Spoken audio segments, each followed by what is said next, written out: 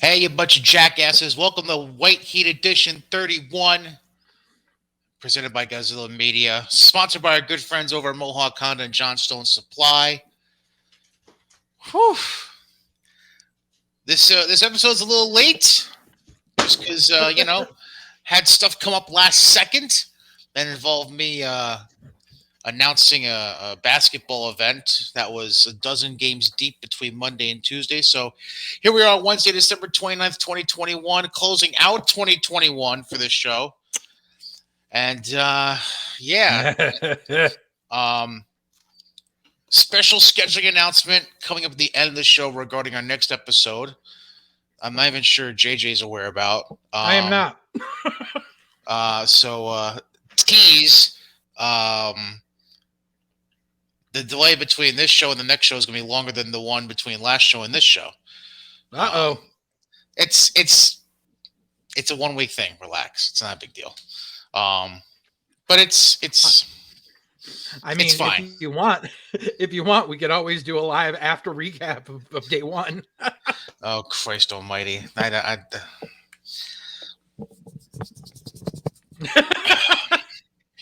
We'll get to day one, but before we get into the deep end on wrestling stuff, as per usual, JJ, how's your last week plus been? Good Lord. Yeah, I that's a good summation for me too. I like that. Okay. I mean, Christmas was pretty mundane, but dude, everything has hit the fan in my town. Like in my town, at the wife's work, everything. Like the wife works for a multinational company and she's a chemist. She's in a laboratory at a site where there's production floor and a warehouse, and there's another warehouse down the street. And she runs the lab that helps test the stuff that goes out to the people. And between yesterday and today, right now, there is one person in both warehouses. Total, one person. No one in one and one in the other. Zero cure quality assurance people, so they can't transfer stuff from production up to the lab. And everything's a mess. Meanwhile, like my town made the news yesterday. My town made the news yesterday. Let me as in national news? Yeah, I think so. But here, check your DMs. There's a screen grab of the headline. Oh boy. Oh, let me pull this up. Hang on.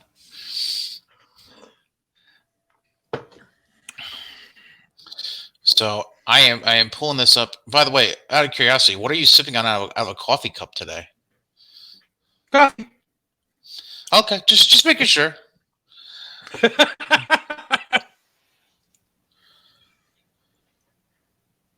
I mean, really? Yep. So okay. All right. So okay. Whew, all right. Well, it's actually interesting because that kind of leads into the topic I want to lead off with today. All right. So we've gone from people being basically initiating their own form of protest by not getting the vaccine for COVID-19 to now people want to be tested for the disease so badly that they're making violent threats about not being tested when they want to be tested. Yep. Talk about going from one extreme to the other. Wow. Well, plus, besides that, there's still all the people who are saying it's just a cold. There's people saying that the home test kits are propaganda. This, our state of Connecticut, 2 months ago in October, we were hovering around 2% infection rate for the state. Yesterday, 15%. Oh my God. Because what happened in November? All the municipal elections got taken over by people who have zero government experience, who ran on the format of unmask our kids and we don't want the vaccine. And they all got in office, and this is what we get. I don't mean to be political, but that's what happened. And now we're going backwards. A and B equals C. So Yeah, that's I well am done. so happy that I have a home-based business, so like I don't have to leave. Mm.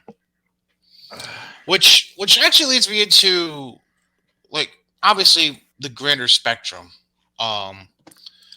because all right, so WWE usually typically they do a special like day after Christmas show at MSG. Right. This year they decided to pair that with another show, and don't quote me, I believe it was Tampa that night. Oh, did they? That's what I heard. From what I understand, they were running two shows same day. One was Tampa, one was MSG. MSG. And then they ran a show. They ran a house show also the same night as Raw, and they ran DC last night. I want to say the loop was Tampa. Don't quote me. I want to say it was Tampa, Orlando, DC. Again, don't quote me, but I believe that was the loop. And then you had MSG and then Raw, which honestly I can't remember off the top of my head where Raw was on Monday. It was Michigan, Detroit. Oh, Detroit. That's right, Detroit. Yeah. So, but anyways, that's going deeper into the point being. So they have their cards set in advance for their house shows, obviously, well in advance, typically. Subject to change. Right. The only time it's not well in advance to the talents is if it's literally like a brand new loop and whatever. Not loop, but like a brand new set of dates and that they have. Whatever, you get the point. So day after Christmas, they have these two shows, and apparently there had to be some juggling done where Seth Rollins gets pulled from one show. They also juggled around a women's match involved in one of the shows. They eventually end up putting Ciampa and Dunn on, I believe, the MSG show, if I remember correctly. Yeah. They had Edge and KO in a steel cage match, I believe, at the MSG show as well. That was the main event, yeah. Which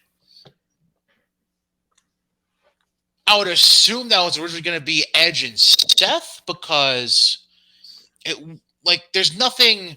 I mean, I could be wrong, but I think it would have been KO and Big E.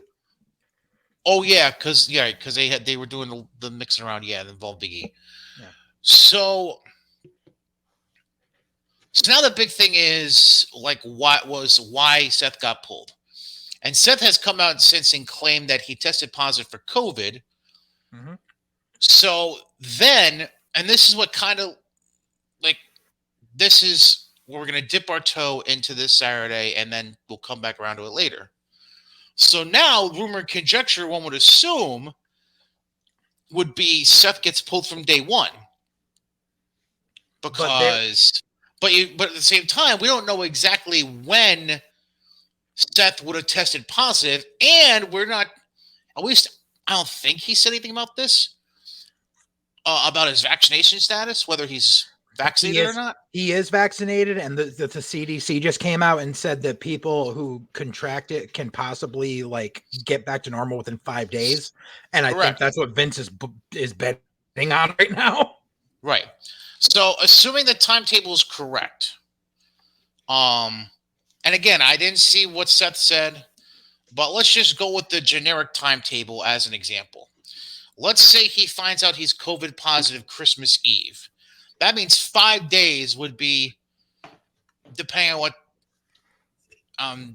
how Seth feels, would be today when we're recording, the 29th, or tomorrow, the 30th, which obviously would give him a nice 2-day buffer, worst case scenario, leading up to the card in Atlanta. But let's say worst case scenario, Christmas Day, because one would assume he didn't just call the office day of and go, oh, by the way, because it would have been even harder to juggle pieces around at that point. I was thinking that because they test everyone at the event, that he tested positive on Sunday at MSG. Oh, so you because might have gone to the venue and tested positive. because that's when they sent everyone home. Was after Seth Okay. tested positive. That's when they sent E home and they sent Becky home and stuff as a precaution. Right. All right. So let's assume Sunday then. So the 5-day buffer will be Friday. Right. Which then gives you only a roughly 24-hour buffer if he can't test, if he can't be cleared Friday. Yep. So, now since then, at least from everything I've been reading, there's no reports of anybody else coming up positive. There's no reports of Becky coming out positive or Big E. So the matches in general, the card structure is still on.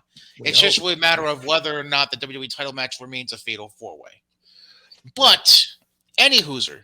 So that's the long form story of me getting into what the question I need to discuss. Gesundheit. With the COVID situation developing over recent weeks like it has on a national and international level, on a percentage basis, you being a booker, you being the creative mind behind a company, scale of 1% to 100%, how feasible could it be we see a Thunderdome 2.0 within the next 90 days? I would say you're looking at 85 to 90% on that. I honestly see, because I'm almost positive that Vince already had it in his mind that after after SummerSlam, he was going to re-implement the Thunderdome and just have the big pay-per-views be people. So I would not be surprised if as quick as next week we go back to the Thunderdome, they have people live for Rumble, and then depending on the situation nationwide, we go back to Thunderdome status from day after Rumble until week of Mania. And to be quite frank, as somebody who had a false COVID scare at one point not too long ago, and has had a number of family members suffer from COVID and go through the hardships of, the conditions that it falls under tribulations. With. Yeah. I would not be opposed to that idea, for not just for the sake of the men and women who are traveling, whether it be the talent, producers, the people doing all the tech work and ring setup and all that jazz. But then you also have to amplify that into the fan bases and the general public as well. Even something as simple as the people you would come across with at the airports, people you come across with when you're working out at gyms. Like, it comes to a point where you don't necessarily have to bubble to the point of like what the NBA did at one point and basically take a hotel, put everyone in a hotel, and they literally can go from the hotel to, you don't necessarily have to do that. That's what ROH was doing for their TV tapings. Right. But you can at least get to a point where you shrink the bubble enough where the risk is dropped enough to your own comfort level as a business. Right. So the concept of going back to the Thunderdome, I would not be opposed to it. And honestly, from an entertainment perspective, there wasn't really a whole lot of, obviously it was kind of hokey getting fake fan reactions blasting over the speakers from time to time. But if you factor that out of the equation, the actual entertainment value, there wasn't really that kind of drop off that was terribly noticeable at any point. Because in my mind, it allowed talent to experiment a little more, particularly when it came to promo. Yeah. And it showed a lot. It allowed some people to shine and show a little more than they probably would have been had they been in live crowds at that point in time. So I feel like if anything, this could be actually a good thing for the in-ring product potentially. Yeah. And it allows you to make a better judge of maybe certain people they're on the fringe about right now, because you'll have a lot more personal one-on-one time with them potentially, because you won't have to deal with crowds and all that jazz. Right. The only setback that I ever really had to the Thunderdome was the piped-in crowd noise, because Vince could literally control the narrative of the audience. So if there was a guy that he wanted to push, he could make it so, oh, the crowd popped, and the crowd didn't care. Like, that's the only thing I didn't care for. And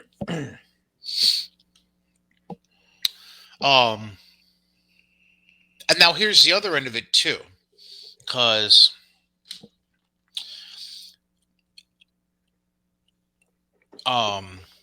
Ring of Honor we don't need to discuss at this point in time, because a lot can change between now and April, so we don't need to discuss Ring of Honor right now.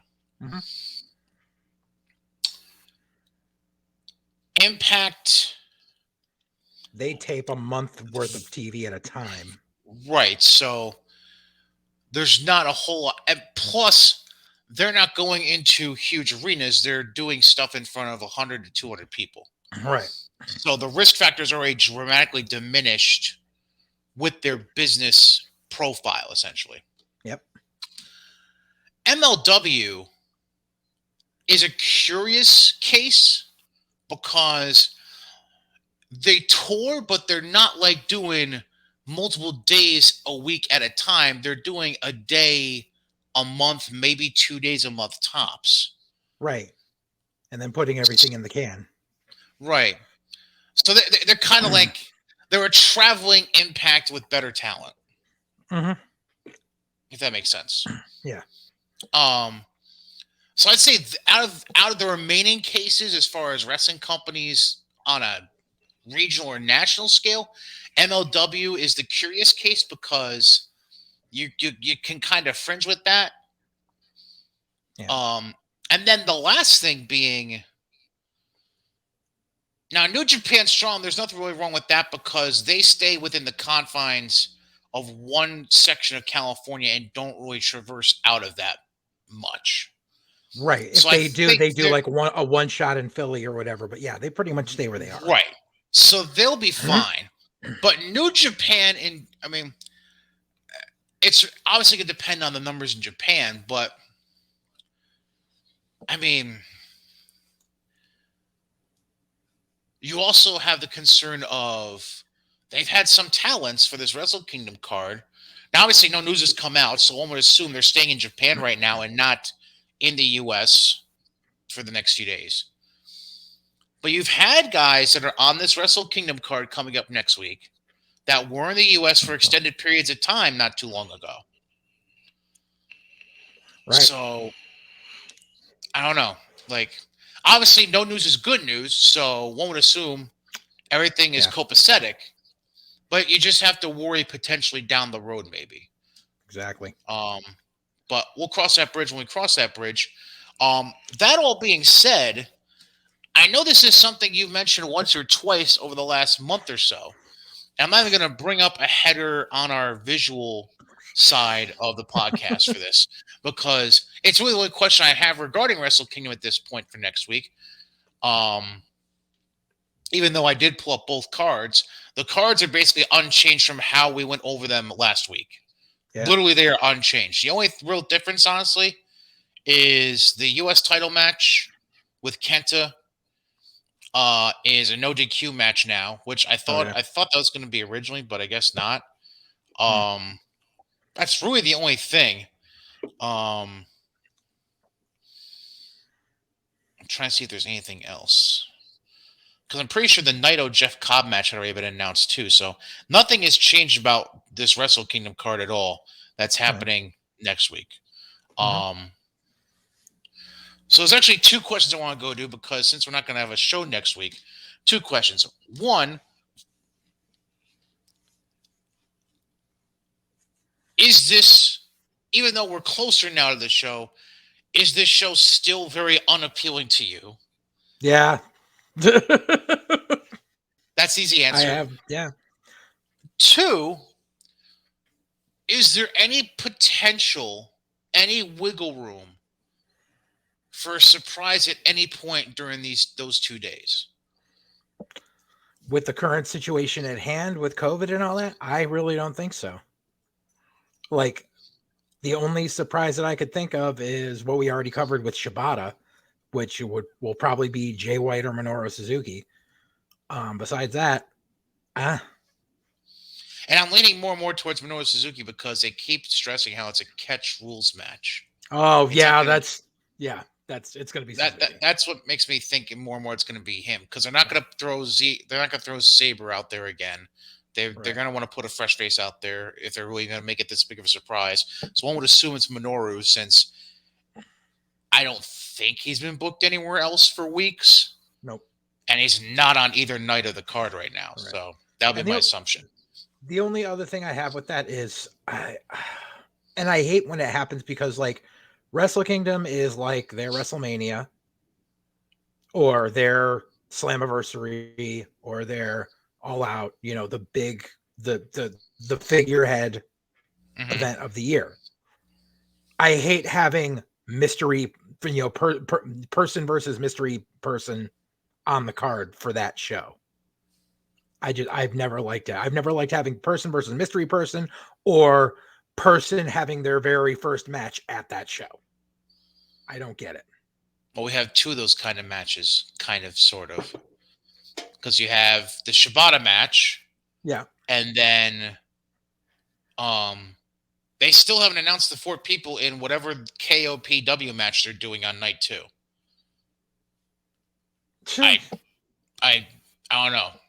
They still haven't announced who those are going to be yet. I have no idea.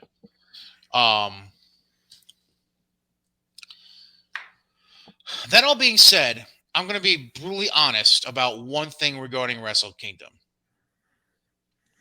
The only thing that I think I would be truly shocked about at this rate, specifically about the title situations, there's 2 things I'd be shocked by, actually. Mm-hmm. 1, I'll be stunned if El Phantasmo retains the junior heavyweight title. Yeah. Stunned. Yeah. That's 1. And I think we've both pretty much written off that happening at this point. Yeah.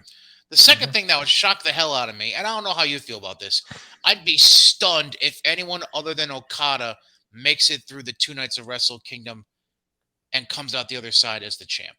Agreed. Like, I think they're done with the Takagi experiment, and there's no way they're going to put Ospreay over Okada. Right. I mean, you would think, but who the fuck knows now? With how they book shit. But I mean, I think they're ready to take the title off Takagi. I think that they know that they've built a main eventer in him, and they can plug him back into the title picture anywhere, like they do with Naito and Okada and Tanahashi. They know they can plug him in at any time at this point. They've established him as being that caliber. The only way I would see Okada not coming out of there with everything is if Okada's about to say goodbye to Japan, which I would love, but I don't see it happening.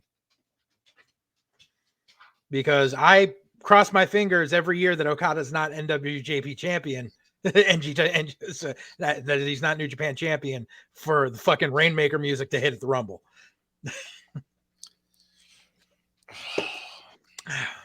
But I don't see that happening. Oh man. That would take, oh man. See, it's just a bit odd because we didn't have this show, and honestly, I wasn't too deep into behind the scenes with New Japan enough to recognize the significance of Shinsuke walking away. Yeah. So I don't have anything to fall back on with this thought I'm about to put out there. I can't imagine the kind of negotiations it would involve to convince Okada to, for lack of a better phrase, leave his bread and butter and come, and not just leave his bread and butter, but come to and make a permanent home location Right. in a totally different country and try to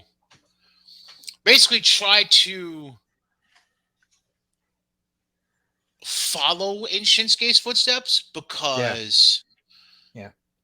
That's the only thing I think I'd be a little hung up on is that I feel like Shinsuke has a little more, and I don't mean to put down Okada, but when you compare the two, I feel like there's a little more, I guess creativity is really the only word I can think of. There's a little more freedom within the personality and character that Shinsuke presents than Okada has. It's not to say Okada can't be funny, but I just think there's slightly more limitation to the presentation of Okada than there is to the presentation of Nakamura. There is, but the same. It's like because Okada he's about the fanfare, and it's just a matter of it's because he's so decorated in Japan that he's one of the guys that like your casual WWE fan will have heard of. Like it was the same way with fucking AJ the year that he debuted at the Rumble. Because like, as far as came from Japan at that time, and the fans knew who he was because of Japan and because of TNA, even though there was it was a small amount of people, but they knew who he was, and he got to go straight to the main roster. He didn't have to go through the NXT system. Right. Nakamura went through the NXT system just because they wanted eyes on the product at the time, because he really hasn't changed his style much. And Okada, I could see very much just transferring to the main roster like that without having to go through. Plus, with all the fucking green fucking shit that's going on in NXT, he would just embarrass everyone. Like, you get like a good match out of Ciampa, you get a good match out of Dunn, and then be like, what the fuck am I going to do with you? What, I'm going to carry Grayson Waller? Fuck you. You're going to put me with Tony D'Angelo? Suck a dick. So like I said, I don't see it happening with Okada this year. I would love it, but I don't think it's happening. Jay White, however, I wouldn't be surprised. I'd be happy. He has been a quiet little mouse the last few weeks, hasn't he? Yep. And he's not on the card either. Yeah. This is the first time in like 5 years Jay White ain't been on the Wrestle Kingdom card. And I feel like he's not injured. And the crazy thing is that I don't think anybody's talking about it. Exactly. Like, none of the news sites are even bothering to recognize it. They're all just kind of like, it is what it is. They all left it alone after that one interview that he did a few weeks back where they were like, blah, blah, what about AEW? And he was just like, I'll never go to AEW. He was like, I did the thing with Impact. He's like, AEW, I have no interest in. And then they asked, what about WWE? He was like, I'd like to work with WWE someday. And they left it at that. Because nobody knows how to do their job. That's why. Anyways,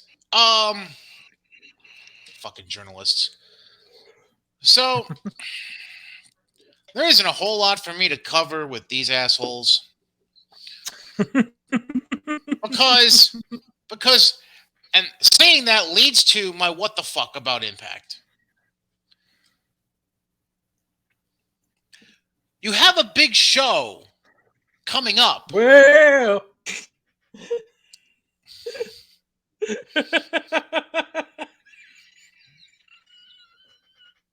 I mean, fuck me sideways. That had to happen. Sorry. You have a premiere show coming up on Saturday, January 8th. But you decide, in all of your glory and genius methods, to make 2 of your last 3 episodes of TV leading up to that show because you really needed 2 shows to devote to this topic. You decided to make 2 of them, quote unquote, best of 2021 shows. There's a lot of jokes that can be made.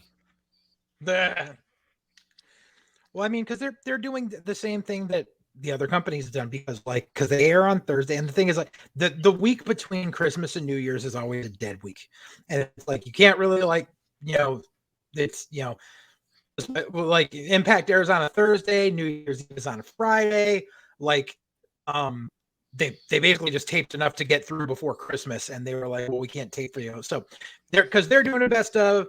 AEW is doing the best of. WWE is doing a best of on Friday night for SmackDown. Like, it's par for the course with this week of the calendar year.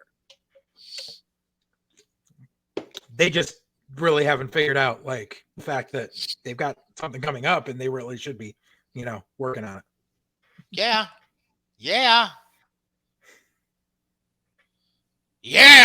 Sorry. Yeah. Which. Yeah. Since that show is before we return for our next episode of White Heat, I'm going to run through this card quick. Stop me if you actually hear anything that interests you. Uh-huh. Which means I'm probably going to run through the whole thing without you stopping me. But hell, I'll run through it. X Division title, Trey Miguel defends against Steve Macklin. Why? Jonathan Gresham defends the ROH. Hold on, correction. Jonathan Gresham successfully defends the ROH World title against Chris Sabin.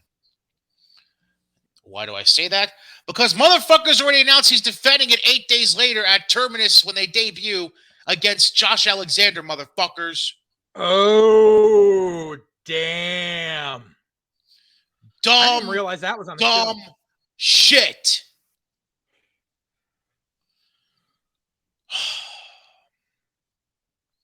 I don't think I need to say anything else about that. Iconics versus Emma and Madison Rayne. Excuse me. The Inspiration defending the Knockouts World Tag Team Championship against Tennille Dashwood and Madison Rayne. My apologies. Because that match is going to make me stop and sit on the couch. A 10-way hardcore war. The Good Brothers, who are not defending their tag team titles because fuck it. The Good Brothers teaming with Violent by Design against Heath, Rhino, Eddie Edwards, Willie Mack, and Rich Swann. Because fuck it. That is just a whole bunch of we don't want to put separate matches together. Essentially. Even though you have 8 matches right now on the card, and I'm sure you're going to throw away 2 of them on the pre-show like a bunch of jackasses. Yep. The first ever Knockouts Ultimate X, Tasha Steelz, Lady Frost, Rachel Ellering, Chelsea Green, Rosemary, and the digital champion Jordan Grace. Jordan and Rachel are going to have to carry that fucking match. You think? Josh Alexander against Jonah, a.k.a. Bronson Reed. A.k.a. not Jeff Cobb. Right. Mickey James, Deonna Purrazzo, Knockouts World title in a Texas Death Match. Again. Not sure about Texas Death Match, but okay. And they've then got 2 hardcore matches on the show. Yeah. And then obviously the triple threat for the Impact World title, Moose, Cardona, and Morrissey. Which is no DQ. So you've got 3 no DQ matches on the same show. 1, 2, hold on. Well, Knockouts Ultimate X is technically a no DQ, isn't it? Yeah, that too. So you got 4.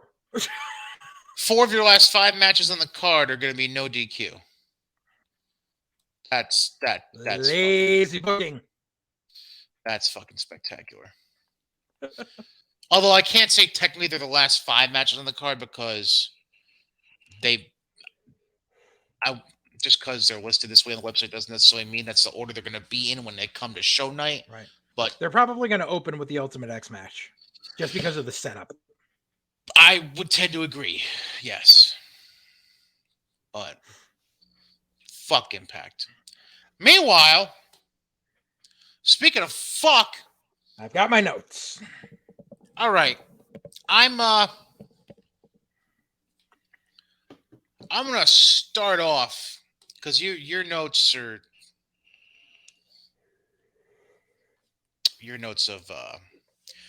interesting.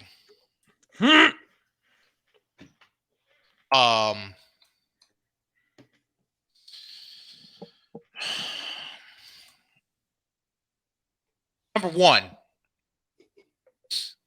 Actually, you know what? I only have one note. And I think it's the only note I really need to bring up.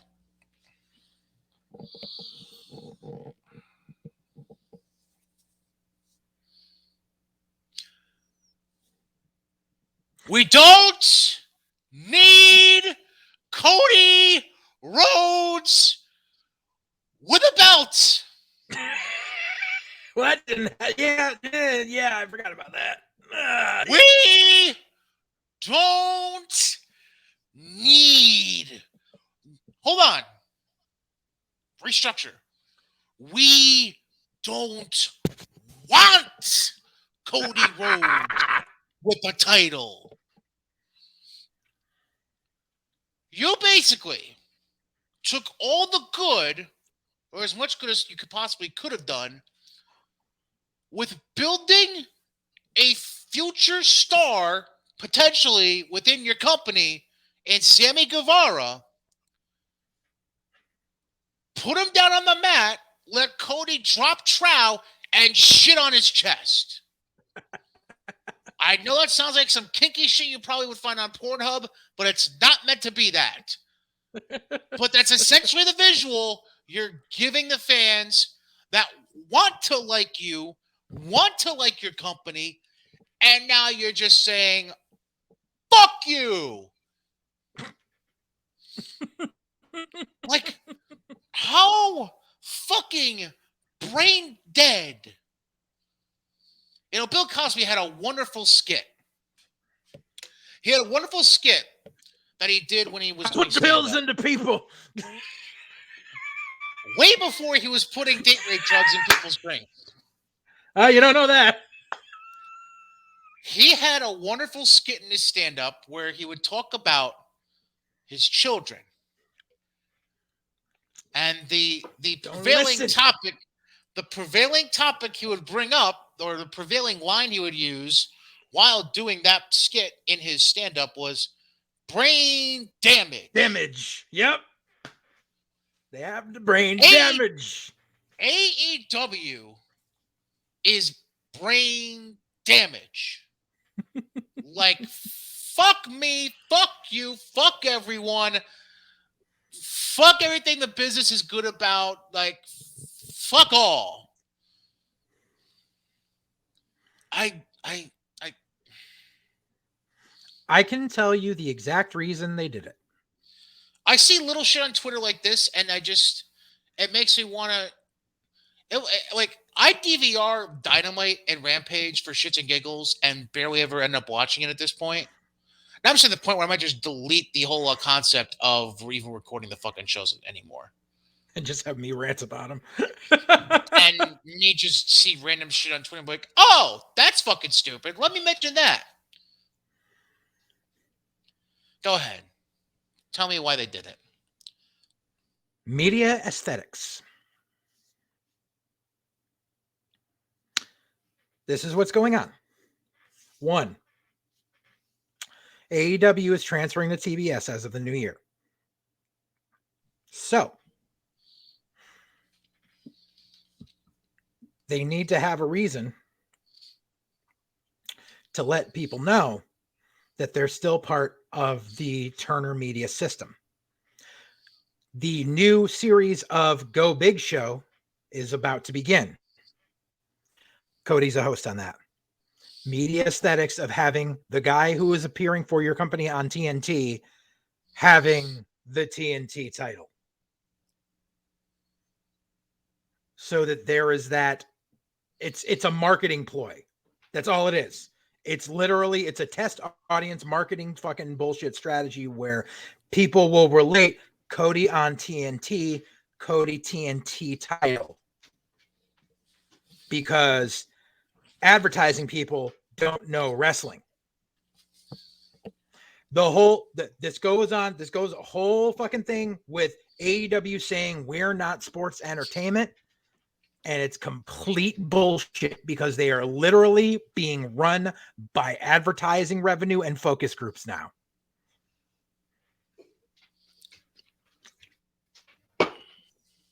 That's why Cody got the belt.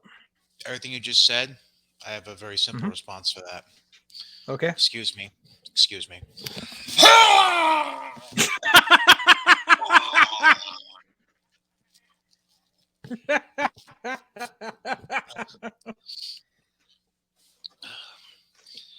Yes, ladies and gentlemen, I have a real trash can in this office. No, it wasn't meant to be a prop at any point during these podcasts, and it just became a prop, so fuck off.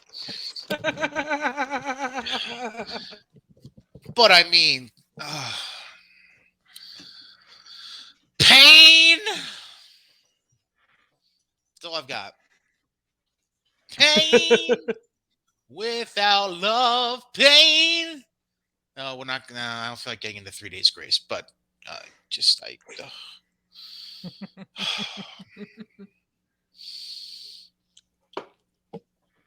You want to know the best part about that, by the way? What? The crowd was majority booing. I fucking love that. Well, yeah, because that's the thing is now Cody's that's really the one thing I liked about it. Now Cody's really going to drill in the whole "I'm just like John Cena" bullshit. No, you're not.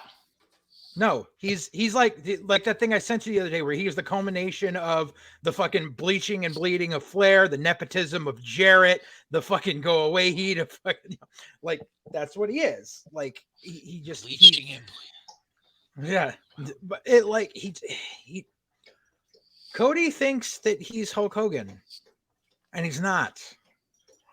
Like he thinks he's God's gift to the fucking wrestling industry because he built a company out of nothing, which he didn't. He built Ring of Honor out of getting them to run a fucking pay-per-view on their fucking backs, and then sold the fucking tape to a fucking money mark. Exactly. Like you literally, okay, I understand being a worker means being able to work people. The only people that Cody has worked out of this was Kerry Silkin and Tony Khan. He worked them out of money. That's all he did. Just because you're able to work two people doesn't mean you are the ultimate worker. It means you got fucking lucky. Because God knows how many other people he fucking went to after fucking All In trying to get money to start AEW.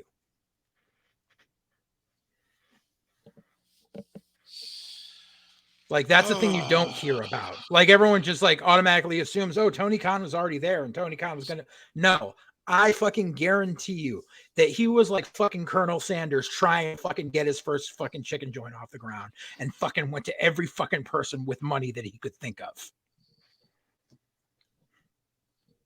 That was a hell of an analogy you just pulled off. I like that. And the only reason I say that is because I know the Colonel Sanders story. I'm proud of you. That's well done. Listen to a lot of Tony Robbins when I was first getting in the business. Well, okay. That was the boss's thing, Tony Robbins. Yeah, Tony Robbins. Okay. I'm assuming you have more notes, so go ahead. Oh, yes. So let's see. Yeah. So, yeah, of course, you know, we start off the show and we only get 10 minutes in before the Bucks have to make it all about them.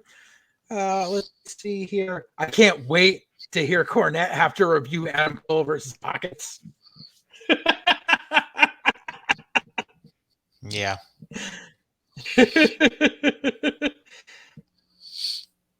Oh, yeah. Here's a. I wonder if 18 years ago, Petey Williams ever thought, in a decade, this move I invented will be used as a transitional maneuver or a false finish in 75% of spot monkey shows across North America. Fucking ridiculous, man. Dude, fucking, I remember the first time I ever saw Petey Williams do the Canadian Destroyer, I was fucking, like, my jaw dropped. Like, granted, like, a couple of months later, like sitting there with, you know, my trainers and them being like, it's not a believable move. I like, yeah, it's not believable. Like, you can't do that in a fight. It's not believable, but it looks fucking great. And Petey did it amazingly, but then everyone started fucking doing it. Like, it has no meaning anymore. That movie was fucking, that was like, that should not be in everyone's fucking repertoire. Like, that's why I got pissed when fucking Bad Bunny did it at fucking Mania. I'm like, really? You know what? What's actually kind of funny that you mentioned that is because, oh, who the fuck was it? I remember seeing. I've been watching. I don't know why, but like the last month and a half, I've been on a weird Survivor Series run on the network. I know this is kind of going semi off topic, but it has to do with what you're saying. It has to do with what you're saying a little bit. And I can't remember for the life of me who it was. But because I was watching all the stuff from the beginning, so Survivor Series was what? 87? 87 or 88, I believe. Yeah. So because I started there and was working my way forward, I got to, I want to say 06, 05. Yeah. And somebody, again, for the life of me, I can't remember who the fuck it was. They did a code red, and I was like, whoa, whoa, whoa. Yeah. What the fuck? Like, even just Ray was doing it for a while. Melina was doing it. Yeah. Yeah. You know what? That might have been who it was. It might have been Melina. Yeah, because Melina did it really wasn't cool Ray. Thing where she. I would remember if it was Ray because like a light heavyweight doing it would have made sense, but it was somebody that didn't make a lot of sense with. I think Melina was actually what I'm thinking of. So there's two people that were using it at that time. Melina, who it was really cool because she would like hook her legs around the person's arms and do the with her hands and then do the flip. Yes. Yeah, she was doing it, and Trevor Murdoch was doing it. Oh, it was called the Ace of Spades. That's what it was. Yes, that's what it was. It was Trevor Murdoch because it was a tag match. Yes, because that's the move. Actually, now I remember the match. Murdoch and Kane were defending the tag titles. I think it was actually 08 now. Murdoch and Kane were defending the tag titles against Cody Rhodes and Hardcore Holly. Oh yeah, yeah. And Murdoch hit that on, I believe it was Cody. He hit that on Cody to get the pinfall win. Yep. That's what it was. Because I remember looking up. Because first off, I was having a brain fart and was trying to remember if Trevor Murdoch was actually a Murdoch. That was stupid. He just looked like him. Yeah. And then again, I was having a brain fart at that moment. And then literally, as I figured that out on my phone, I looked up and motherfucker was set the code red. I'm like, no, there's no fucking way. And then he fucking hits it. I'm like, and it's for the pin. I'm like, yep. Oh! Yeah, wow, yeah. Trevor Murdoch, that's exactly who it was. All right, thank you. Yep. Exactly. Yeah, it blew my fucking mind. Right. Just like the first time you ever saw Two Cold Scorpio do the 450. Or saw Jody Fleisch do the 630. Like, now it doesn't matter. Like I was never impressed with Billy Kidman's shooting star press, but when Mark Marrow did it, because he was a heavier guy and the height that he got on it. Like, because Mark was usually walking around at what, 245? Something like that, yeah. Mark was he looked like a WWE guy.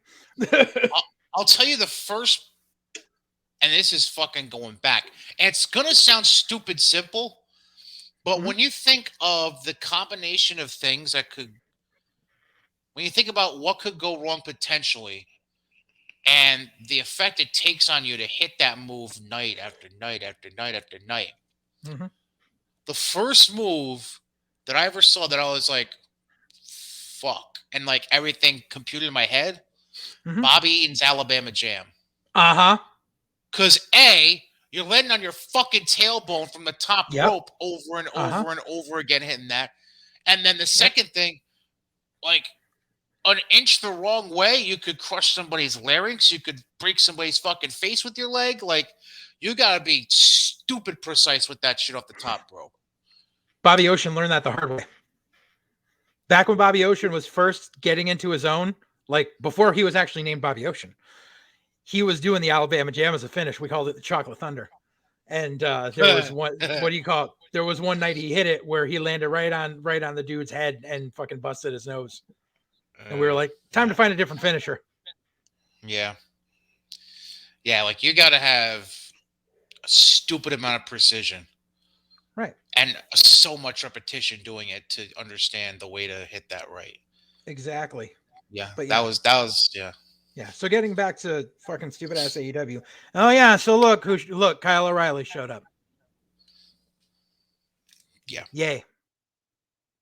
And so we have the standoff between whatever they're going to be called. They're probably going to be called the Undisputed Elite, is my guess. And the Bucks. And there's going to be like Red Dragon versus the Bucks for fucking custody of Adam Cole. But we're not sports entertainment. For custody of Adam Cole. That's what it's going to be, because then it's like, oh, no, what are we going to do? It's like, oh, is he going to side with the Super Click, or is he going to side with the Undisputed? And fucking, yeah, they're going to be called either the Undisputed or the Undisputed Elite. I guarantee it. Because God forbid they think of anything new. And side fucking note. I want to go back to the entire first year the AEW Dynamite was on the air. The quote unquote Wednesday Night War. Okay. Where every fucking AEW fucking zombie sat there talking about how NXT will never make it, yada, yada. NXT will never beat them. How NXT is an inferior product. And what was the main event picture of NXT that whole year? Cole, Fish, O'Reilly. Right. But now that they're in AEW, oh my God, this is the greatest thing ever. Oh my God, the Undisputed Era is here. You all were talking shit about these guys. And you're going to talk about how they weren't given creative freedom in NXT, but now in AEW they are. And watch how they were the main event of NXT for God knows how fucking long. I mean, I never cared for anyone in the UE, but I was fucking sick of them getting shoved down our throats for 4 fucking years. And now they're going to be the fucking enhancement talent in the opening match or on fucking Dark. Watch, mark my words.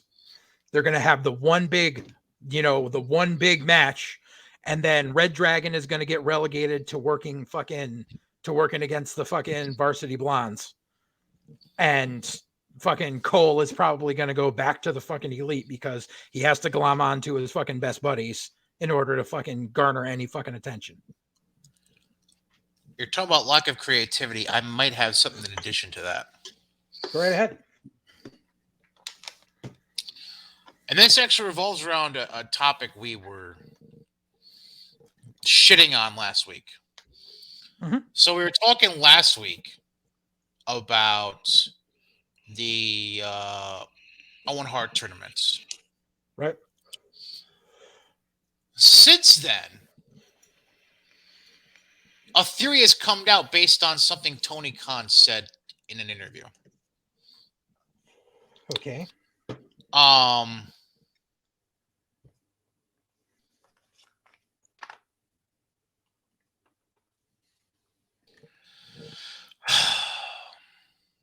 I don't know if it was something Tony Khan was serious about or was just being like fantasy booker for a moment when he said this.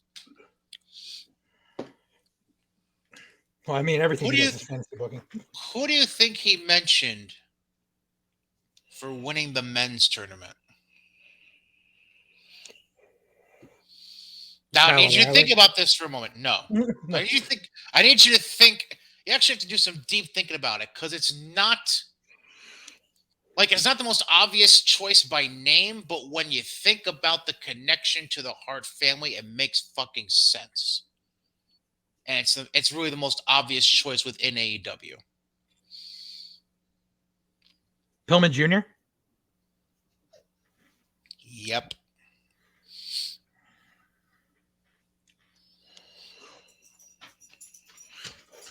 So they're going to do another stop-start with Pillman Jr. Where they're like, oh, we're going to put him back down in tag matches that no one watches. Yep. Fucking AEW. All right, so let's see. Yep, AEW proving once again they can't get their own talents over, so they have to just swipe WWE guys and storylines associated with them. Oh, yeah. So then we get to the fucking build for fucking... Because we have Hangman Page come out. And then we have fucking Danielson come out. And we find out that Danielson's getting a rematch. Why? I thought AEW didn't do automatic rematches. Especially when the title didn't change. So why is there a rematch happening? Just because there was a draw? Like, that goes against their entire logic that they put out. They are fucking themselves. They are retconning themselves. And then, so we get it. So there's going to be fucking... So we're going to get Danielson versus Page. It's not going to happen at Battle for the Belts. It's going to happen on Dynamite on fucking January fucking 4th. Or 5th, whatever. And it's going to be a match with judges. Yeah, January 5th. Yeah. It's going to be a match with judges. So if it goes to a time limit draw, the judges can decide. Oh, so we're going to totally rip off Flair Steamboat again. Yep. Although Flair Steamboat never went to a draw, there were three decisive there were three decisive victories, and now we have a draw already with these two. Well, there were three decisive victories on television that we know, but they toured and did Broadways all over the fucking territories with that shit. Well, yeah, but they don't do house shows right now, so. Exactly. But yeah, so like this is what we're gonna get. And then fucking Adam Page sucks on promos. He sucks. He's terrible. And then and basically he was just like, oh, so you want to get some old timers out here so they can get a payday. So that means that they're gonna bring in nostalgia pop guys for this. Just to try to get people to watch. So I'm betting they're gonna bring in let me think here. They'll bring in Jacques Rougeau. Because they know they can get him. Okay. And they'll probably bring in, let's see here. I'm trying to think of old NWA-ish retired guys that they would bring in. God, if they fucking bring in Flair. That wouldn't shock me. Yeah. Tony Khan's going to be like, it's been long enough. But yeah, and you don't even know how many judges they're going to have. So they're going to have 3 judges. They're going to have 4. What are they going to have? Because I see them doing something really stupid where they have 4 judges and then the judges are deadlocked. And this is just going to be another reason for them to go to another Broadway that's going to be fucking boring. And then we're going to get a 3rd match. They're ripping off 2 things right here. They're ripping off Flair Steamboat and they're ripping off Punk Joe. Oh, yeah. Punk Joe would be the better. They're ripping off both of them at the same time. Yeah, because Punk Joe had a draw. And then. 2 draws. Yeah. And now you're doing the judges thing like they did with Flair Steamboat 3. Although Flair Steamboat 3 had an actual decision with Flair regaining the title. Even though they had judges ringside, which was, what's the fucking point, honestly? Right. But yeah, they're not being original at all. And it's going to fall flat. Let's see here. Yeah, and that's what I said. They're going to try to make this the Punk Joe feud. I actually said that. And time, 8:36 p.m., 36 minutes before the first WWE dig and a promo on the show. I've been timing them every week. 36 minutes. Do you remember who it was? It was Danielson and Page, because Page called Danielson a B+ player. Because he hasn't heard that one before. Whatever. Right. They fed another kid to Warlord that looked like we got Leo Rush at home.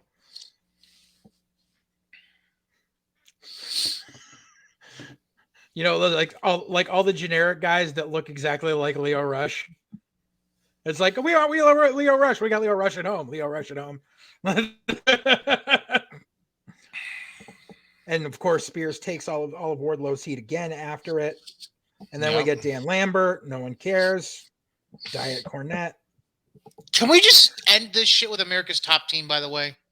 It's and the thing is, like, I liked it the first week or so until I realized, number one, he's just saying everything Cornette says, and number two, he did this shtick in Impact. Yeah. Oh, that's what I wanted to find, and I don't know if I can. I want to find fucking Nielsen ratings comparisons because I want to bet any amount of money that the 10 p.m. showing of A Christmas Story on Friday does higher numbers than Rampage actually does in that time slot, just to prove a point. Because that's why they had Rampage on Saturday, because they do 24 hours of A Christmas Story. Oh, yeah. But everyone's like, oh, well, no one watches TV at 10 p.m. So I want to see the numbers for what they did. for what they did for Christmas Story to see if it was higher than that.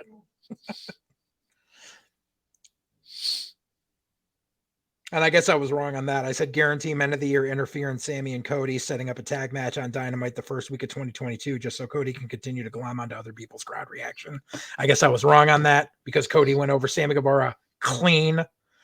Like, you want to, if you want to keep doing this teasing being a heel thing, don't go over clean on the kid.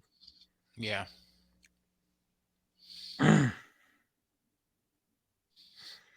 Someone said, honestly, the Owen tournament should be used to elevate younger talent. I said, honestly, the Owen tournament shouldn't even be a fucking thing.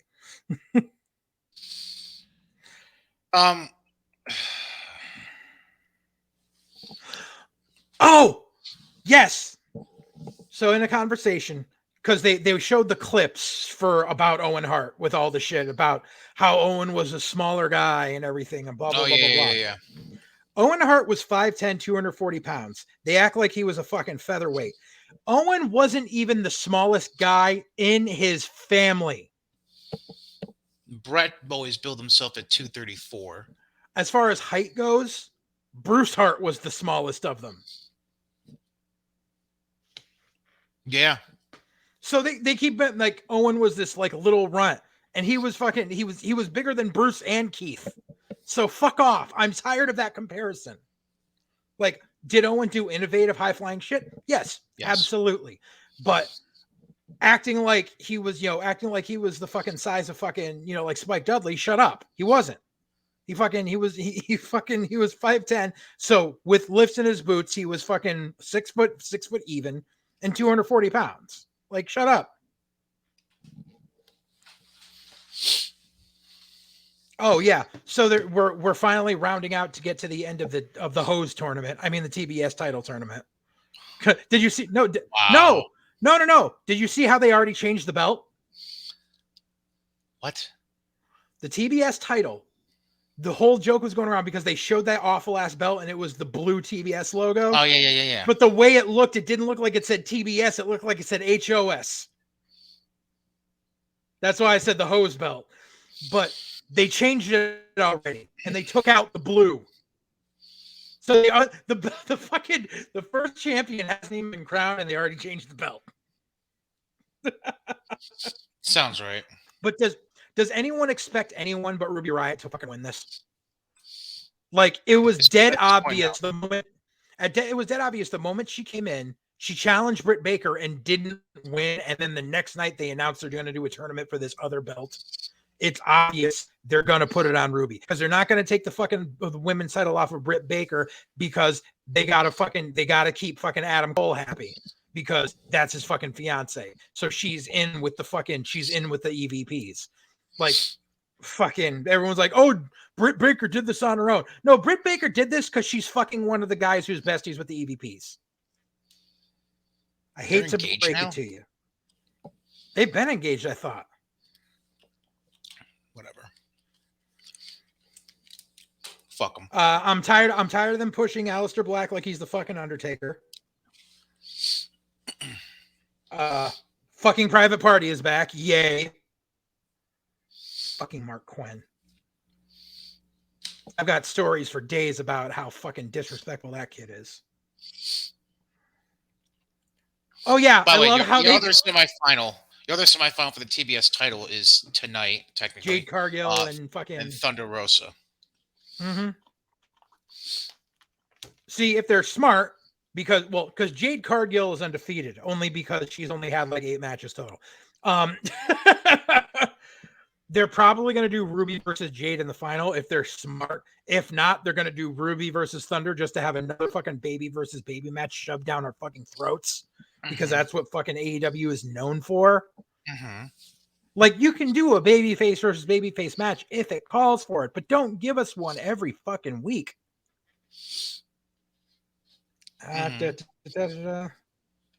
Oh yeah, remember I told you about this? So they were in fucking North Carolina.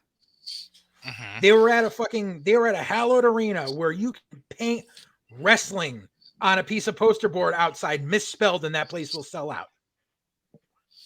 Yet the entire top tier of that fucking venue was blacked out. There were no people, because what happened? They did a spot where fucking guys went through the crowd and they had the camera up and everything was empty.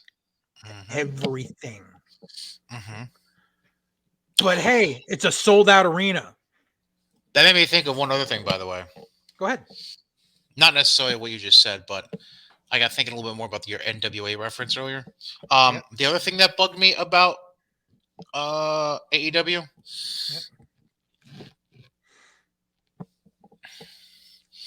I understand where the show was. I understand you're trying to represent true professional wrestling. Was David Crockett presenting the TNT belt really fucking necessary? Right.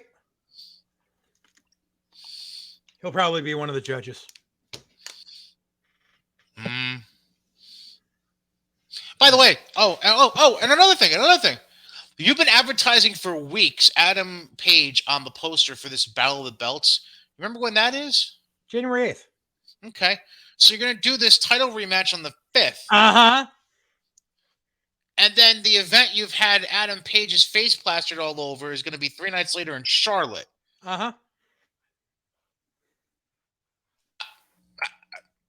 Yep. This ranks up there with the dumb of Impact having the ROH World title on the line on Hard to Kill when it's already booked to be defended 8 days later at a debut event for a new company. Fucking retards. Right.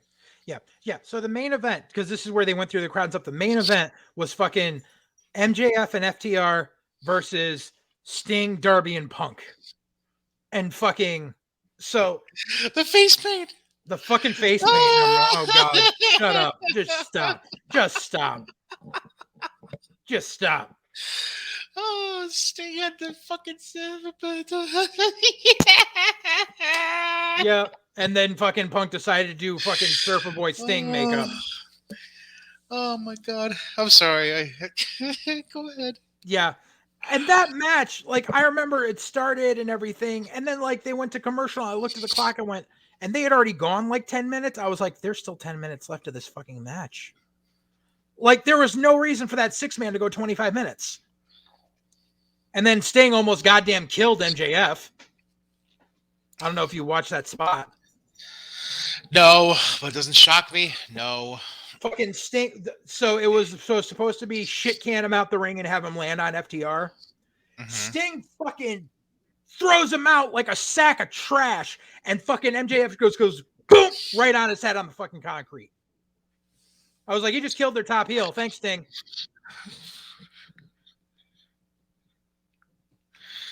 Like, I'm happy that MJF was okay afterwards, because Jesus fuck, that was a scary moment. It was as scary as Lita versus Trish.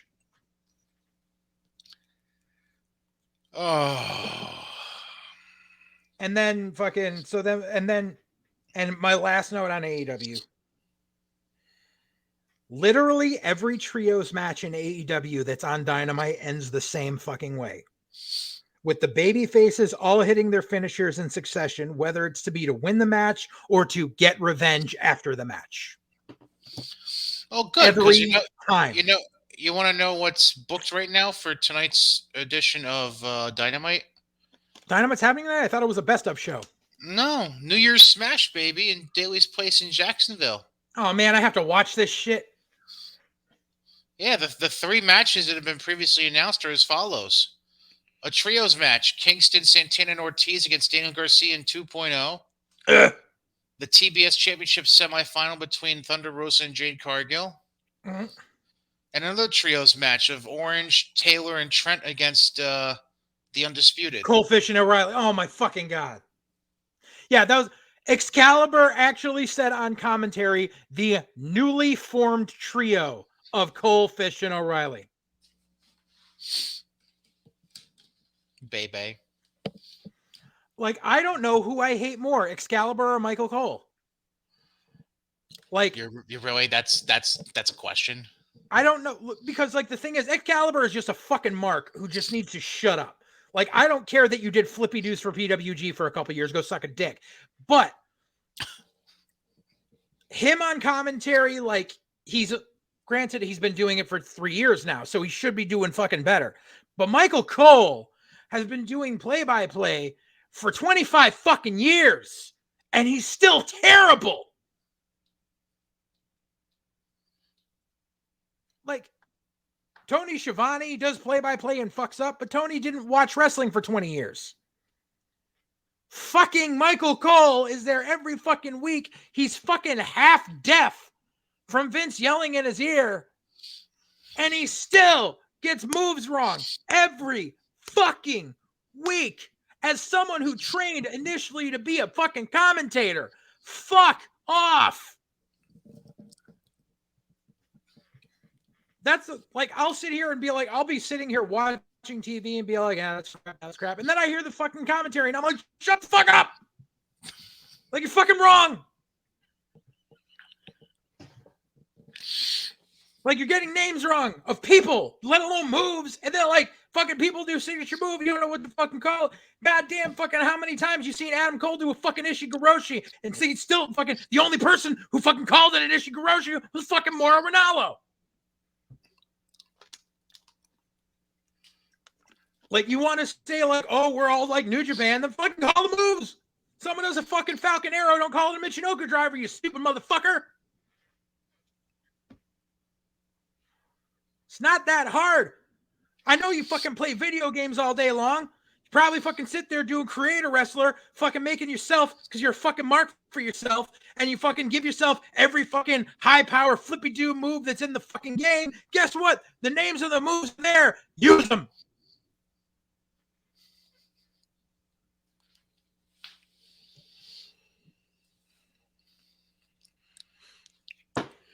Anything else you'd like to get off your chest? Fuck Taz. Well, we knew that already. I can, like, there was something. Oh, yeah. About it. It's not AEW, but I want to bring it up. The fucking match graphic I sent you the other day. Oh, my goodness. My face hurts from laughing. Hang on. Let me try to pull this up. Oh, goddamn. Oh, yeah. Have you talked to Matt at all about this yet? No. Do you want to know what? Can we take a while to guess what his thought would be? On the Onita match? Oh yeah. No, fucking I don't even want to know. Like, fucking there was a reason for Tremont Onita to happen. There was a build. Even before like the COVID fucking delay in it, there was a build to the initial encounter. There was an organic fucking story that had been set up. Not some company that's got a money mark who's going to put on a fucking super show in the arena, because that's what every fucking money mark in the Philadelphia area does, is rent the 2300 and do a fucking super show. There's no reason for it. There's no reason. And I just want to say this because I used to keep my tongue bitten. I used to stay quiet because He was engaged to a friend of mine, but now they're not. Fuck Bully Ray. Fuck him. Fuck everything about him. Fuck him being a mark for himself and having this fucking match.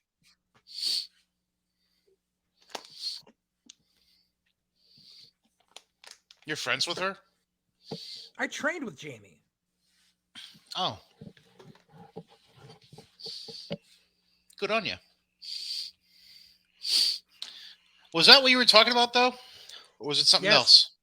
Okay. Well, there was another match, but I didn't care about that. But no, yeah, the last graphic I sent you, fucking Onita versus Bully Ray. Because you sent me another one. Oh, yeah. Loser has to retire for the 5th time. Davey Richards, ACH, really? Loser has to retire for the 5th time.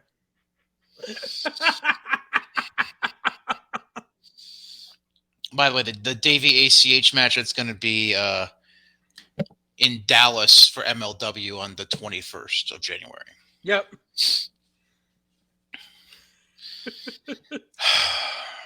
I want to know where Court Bauer's getting his money. Like, I'm sure, like, he's got, like, investors and shit, but it's just amazing how he's just, like, pulling these random-ass people out of retirement. Retirement. Quote, unquote.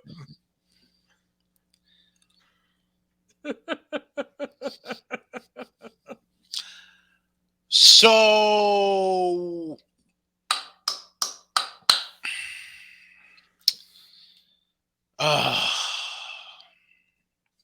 brain damage. Because that's kind of a good summation of some of the stuff I want to bring up right now. You notice there's been a lot of brain damage brought up on this show today, by the way. Yeah. I have a question, Mr. Alexander. Yes. If you're the owner of a multi-billion-dollar corporation that's become infamous, that's become infamous in the last 18 months for firing people for no fucking reason, why do you think it's a good idea to joke about how you like to fire people on your fucking TV show? Because Vince loves to troll the internet. We already know this.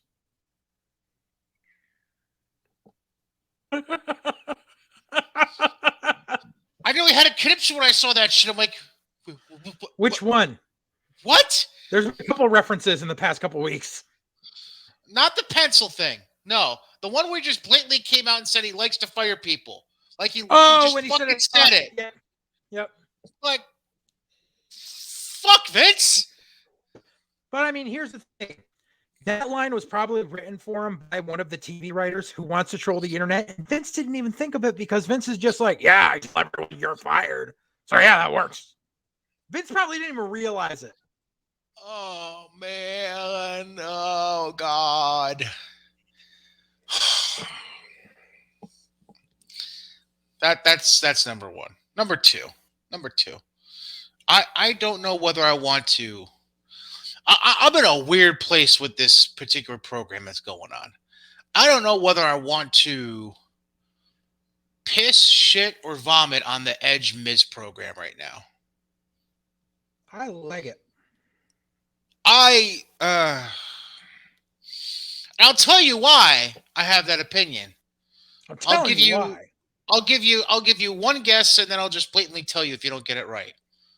What do you think is the one reason I'm just not feeling what's going on with these two? Having Maurice involved? Yes! Thank you, Jesus. Yes. Why? Like, because here's the thing. If you're going to bring one, you might as well bring both. They will. After day one. Don't fucking need it. Like, so what are we gonna do? We're just gonna fucking like. Do we really need this program? I mean, it's a good program for Edge because he's working with someone safe, and it's giving Miz more main event clout, so that way they can rebuild him up to main event status to fucking go after Big E if need be in the upcoming months. I mean, Miz is a company man. He'll do anything. Edge just wants to have fun out there. He knows he's going to have fun with Miz. and they'll do this match, and then we'll have the follow-up match at the Rumble, which will be the mixed tag match of Miz and Maurice versus Edge and Beth. I just feel like they pulled the trigger on this. I mean, all right. Let me stop what I was about to say and say this. We're getting good promos out of both of them. Well, of course you get good promos on both of them. They're Edge and Miz. Here's the thing.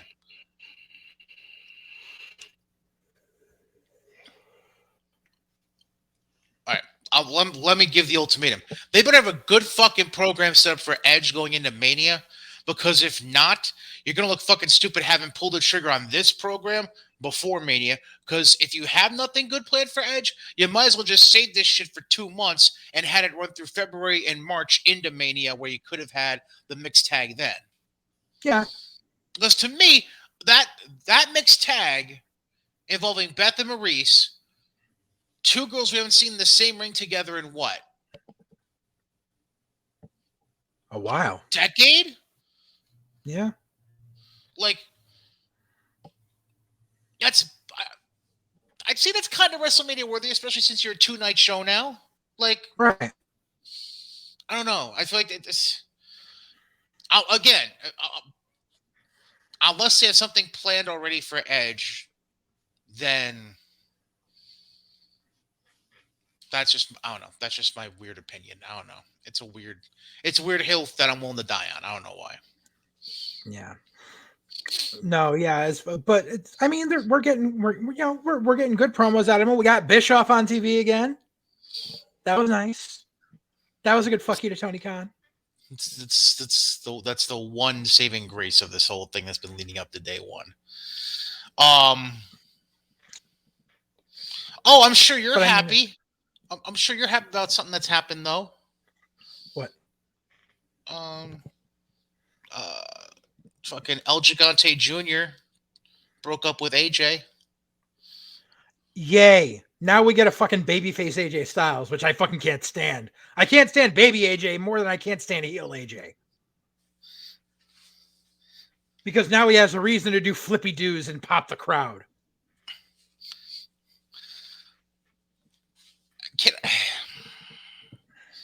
Here's the problem though. And what did they just do with him?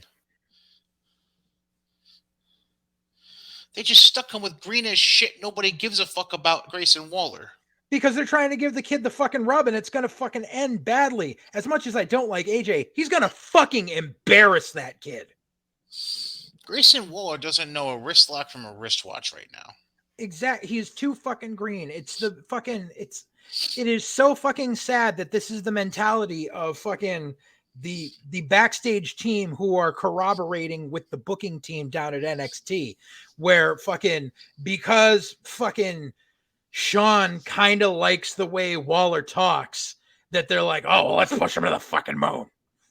And they're like, and they're like, oh yeah, something, he could talk. He really can't talk. Like, you can tell he's fucking reading shit back verbatim. Right. But like, it's like, what? Because he did that one spot from the fucking War Games cage, they're like, we're gonna make this kid a star. Put him with AJ, they'll do flips together. No, AJ's gonna embarrass this fucking kid because he's green as shit. Like, as much as you hold on, wait. He does one flying elbow at the top of the cage, and all of a sudden we're gonna push him to the moon, is what you're saying. Yeah. Suck a dick. Not you. Them. Yeah. It's fucking ridiculous because, like, oh my God, like I said, AJ is going to embarrass this kid because this kid literally, you go back to when Grayson Waller first came on NXT, which was a tag match with fucking Drake Maverick where he got squashed in 10 seconds. And that was literally 4 months ago. Welcome to NXT. Exactly. And I'll get to NXT in a minute as far as everything fucked up that's going on there. Mm-hmm. But I want to divert back to Raw. So what? We're going to have AJ versus Omos, which isn't going to end well either way. You either have AJ beat the dude and then the dude's worthless, or you have the dude beat AJ and then it exposes the dude as a singles guy that he fucking sucks balls. Yeah. Like, The dude sucks. The dude is terrible. Like, I know Vince loves his giants and he loves trying to push his giants. And every once in a while, you get a big show. But too often, you get a whole bunch of fucking Eli Cottonwoods. Like, wow, that's a name I haven't heard fucking in a long time. Right. And Vince tried forever to push Eli Cottonwood, even after he failed in fucking game show NXT.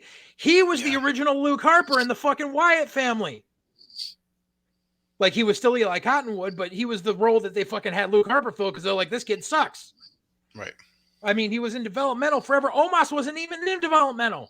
I mean, like, he was probably down at the PC, but they fucking, he was always doing the fucking, I'm guarding the door for Raw Underground, or I'm one of Tozawa's ninjas. Like, fucking, like, he doesn't have the singles in-ring experience that's needed. Omos is not. Let me back up. The whole thing about Andre the Giant and who the fuck is fucking Cornette always talking about, the spacemen or whatever. They were big fat bald guys. There was like a whole bunch of them. The whole thing is they were a fucking attraction for the territories. Nowadays, you don't need an attraction because you have a bigger viewscape. You have an audience, and the attraction is, I hate to fucking say it, the attraction is the fucking flippy dudes. But, and once in a while, and the thing is, like, remember how it used to be, like, when you saw a big guy move like a cruiserweight, it was the most amazing thing in the world. Mm-hmm. But now 85% of big guys do it.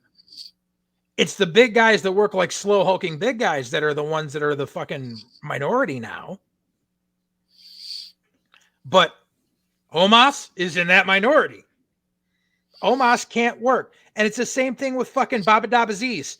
Fucking, like, fucking, they keep him saddled with Apollo. And it's not going to fucking matter because that dude was so bad, they wouldn't let him work NXT. They sent him to Evolve. And fucking Eddie Kingston couldn't get a good match out of him. So fucking, but Vince loves his fucking giants. Like, I swear, if they do some bullshit where fucking Baba Dabaziz fucking turns on fucking Apollo and then fucking Baba Dabaziz and Omos become a fucking tag team, fuck everything. Just fuck everything. Fucking, there's no win situation. There was no winning bringing Omos onto the main roster in the first place, but there's no winning with AJ versus Omos.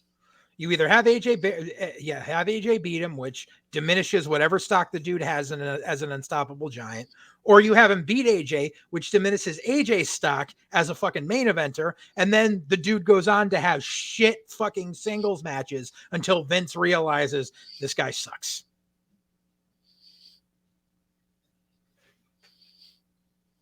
Yeah. Like, it's so bad. And plus, fucking, they sent Omos home on Monday. He was there and they sent him home. So Omos might have to COVID.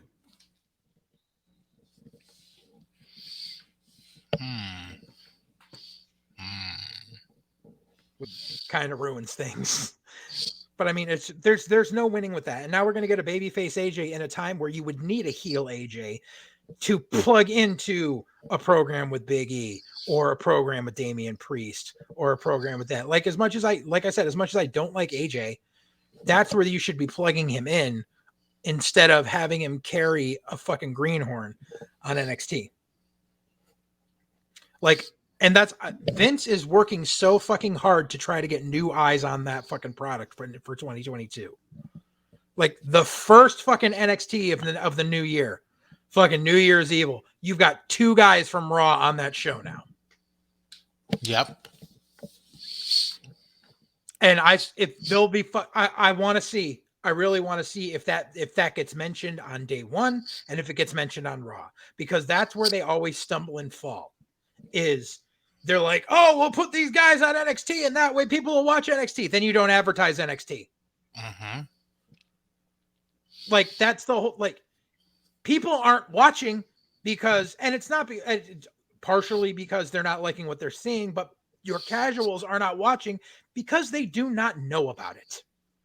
Because the only time you see advertising for NXT is during Raw or SmackDown, which is always like, yeah, we got Wale and blah, blah, blah, and I'm a bust and blah, blah, blah, and here's the Splash logo, and that's it. And people are like, what the fuck was that?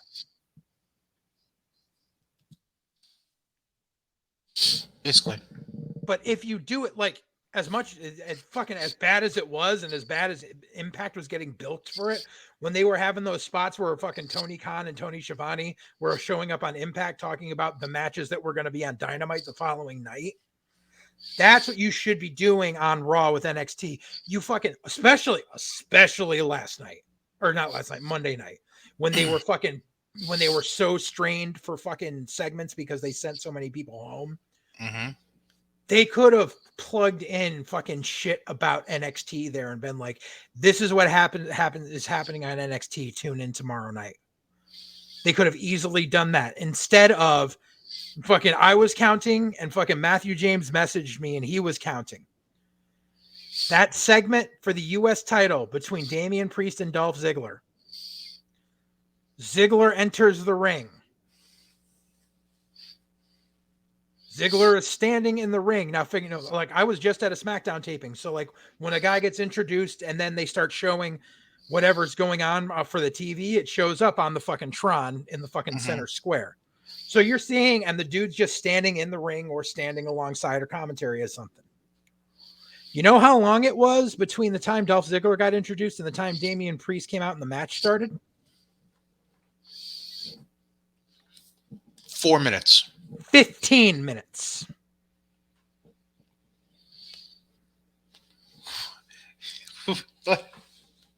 What? 15 minutes.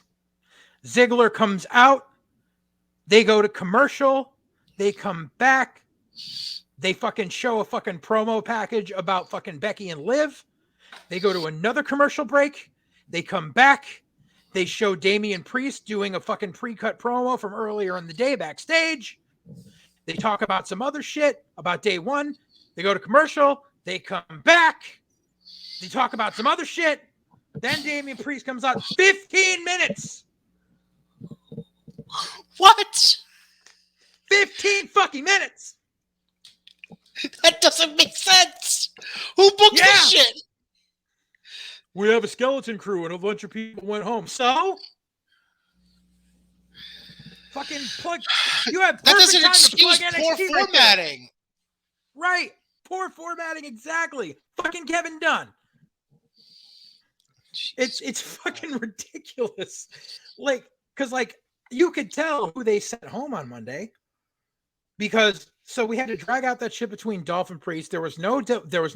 There was no Doudrop. There was no fucking Big E, which obviously they were precautioned. Seth had COVID. Fucking Lashley was there. Fucking Owens was there. They decided to rehash Lashley and the Hurt Business because we don't know if they're actually still back together or not. Like, because they put them back together for the Thing versus Goldberg, but then they're like, oh, well, we don't care. But then Monday night they had Shelton and fucking Cedric come out and be like, yeah, you know, you were better when we were the Hurt Business. Like, I thought you fucking were back together like 2 months ago. Like, what the fuck is going on? Haven't seen either of you motherfuckers on TV since fucking Saudi Arabia. But you tested negative, so get the fuck out there. Jesus. Like, there were, like, it's fucking ridiculous. Like, I guarantee, like, I haven't even looked on Twitter and shit, because I guarantee the fucking AEW goblins are all over. Oh, there was literally only, like, 15 minutes of actual wrestling on Raw on Monday night. Yeah, no shit. Because fucking everyone got sent home. They had to pull stupid Greenhorn Waller up from NXT for the fucking day.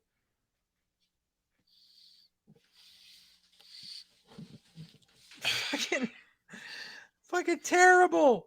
And then what was worse is they gave us the bait and switch, which I didn't really care about because they did that segment with AJ and Waller, and then fucking Apollo and fucking Baba Aziz came out. And they said that AJ was going to face Baba Aziz, and then they came back from promotion like, oh no, we meant AJ versus Apollo.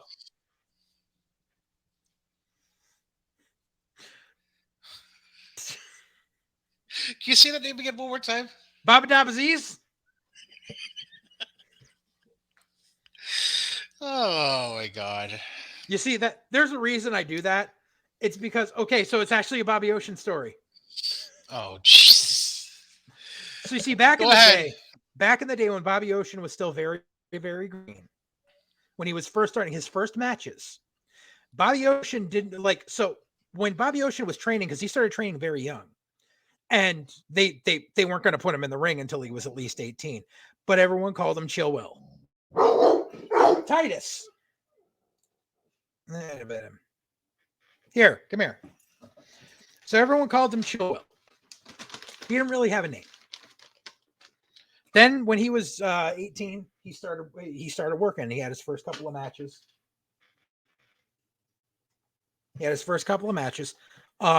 He came out. I don't know why he called himself Zoran. Don't know why. He came out in black tights and a fucking Punisher tank top and called himself Zoran. I don't get it. So that we were like, we don't like that name, but they didn't know what to call him. So there was a series of shows where either Mike Milano or Jason Knight just gave him a name and we ran with it. And so one show he was Doc Johnson, and then another show he was Smooth Willie Shaft. And then there was a few until finally we decided on the Shaft Bobby Ocean.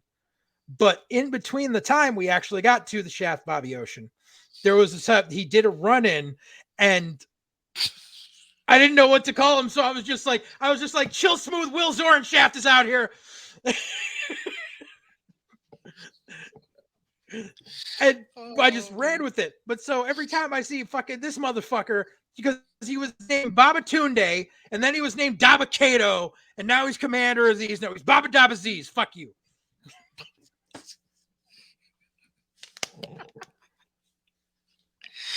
Oh. Fucking Eddie Kingston used to call him Baba Booey and fucking Evolve. Oh, well, there you go. Jesus. Oh, man. But yeah, it's just fucking. But yeah, the show was running on a skeleton crew. They showed a lot of fucking packages. Yeah, no Becky, no Liv. I don't think there were any women there at all except for Dana Brooke. And because Tamina was there. They did a mixed tag match of Tamina and fucking fucking R-Truth. I almost said K-Quick. Tamina and R-Truth against fucking Reggie and fucking Dana Brooke, where Reggie damn near almost fucking killed R-Truth. Shocker. Because he decided to do a reverse code red and dropped Truth right on his fucking head and then landed on it. Wait. Hold on. You'll have to run me through reverse code red. Walk me through that. It was because you know how fucking you know how Reggie does that? I'm a flip over and sit on your chest, and that's how I fucking pin the dude. Oh yeah.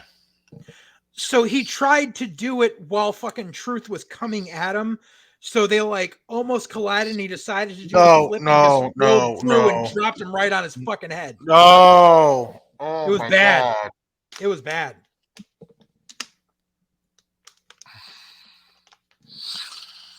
Now I have to pull up Raw on my DVR just to see that. Holy shit. Oh my God. Bad.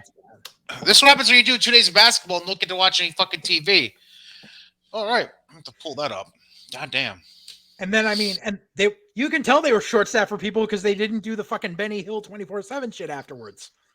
Like Dana Brooke just walks out like nothing. Like they didn't have all the fucking, not even Tamina fought and that's just, I'm sorry. But in a time where every company under the sun is doing intergender matches, don't give me this whole, the guys can't go after him, so we have to have Tamina go after him. Bullshit. Right. It's just terrible. Fucking, I didn't catch SmackDown, unfortunately, and this week is a fucking best of.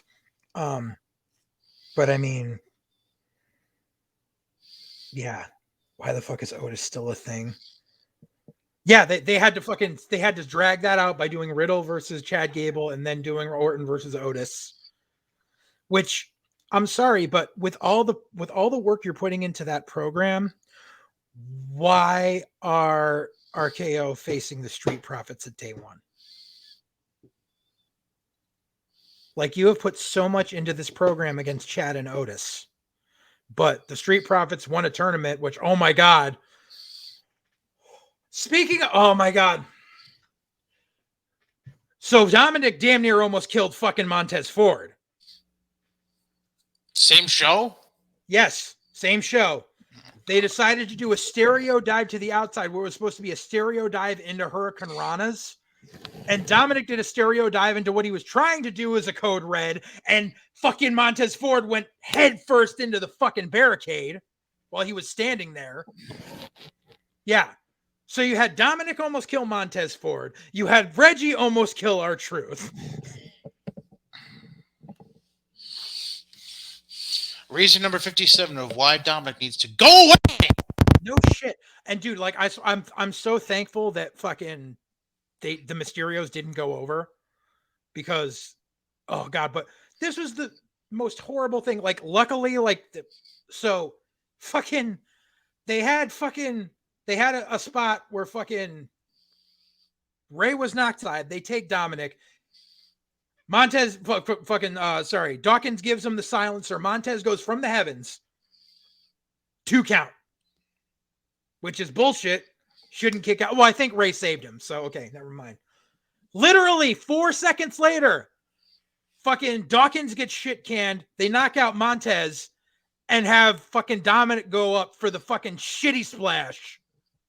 I'm like, you just watched the person with the greatest frog splash in the industry today take the shittiest frog splash 5 seconds later. I was like, I swear, if he gets pinned, 1-2 kick out. Thank you.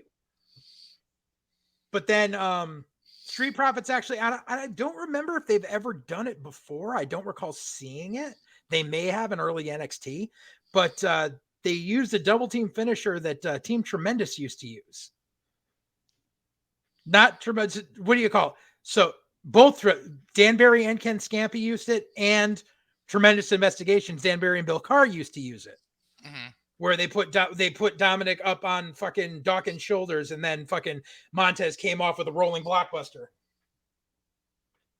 And it was a good finish. And I'm like, I haven't seen that move in forever. I think the last time I saw it was ISW when Bill Carr and Dan Barry won the tag belts from fucking Pasquale and the Snow Crab. Jesus. When they did it onto a pile of dry pasta. It was the whole thing with the match. I kind of figured that.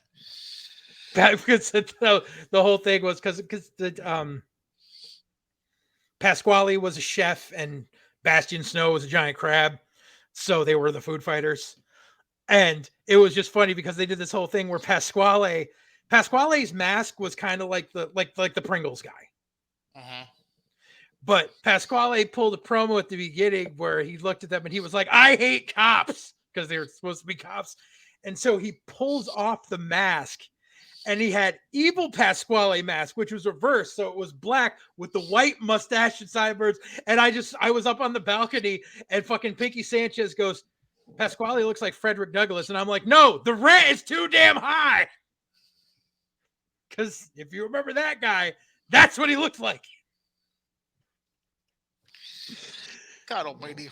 And he was evil Pasquale. And then the most hilarious thing, fucking right near the beginning of the match, fucking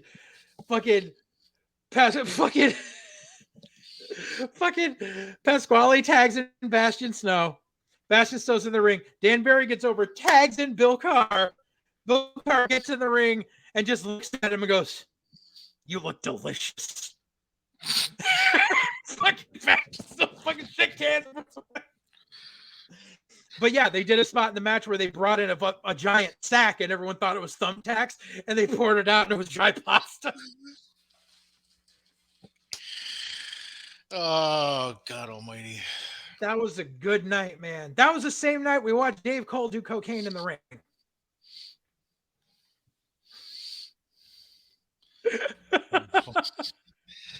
It wasn't actually.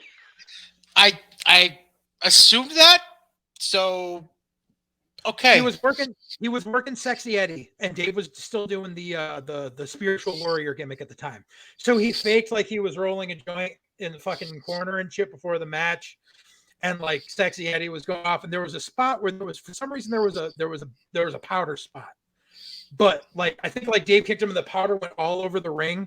And so then fucking Sexy Eddie took him down for a wheelbarrow. So Dave was going down and Dave was going like this with his hands and they were going back and forth. And he was just going along the powder and he's like, no, let me go back down again.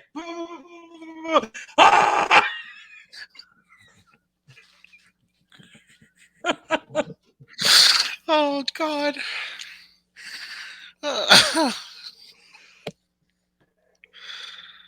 Oh, my goodness. That was a fun match.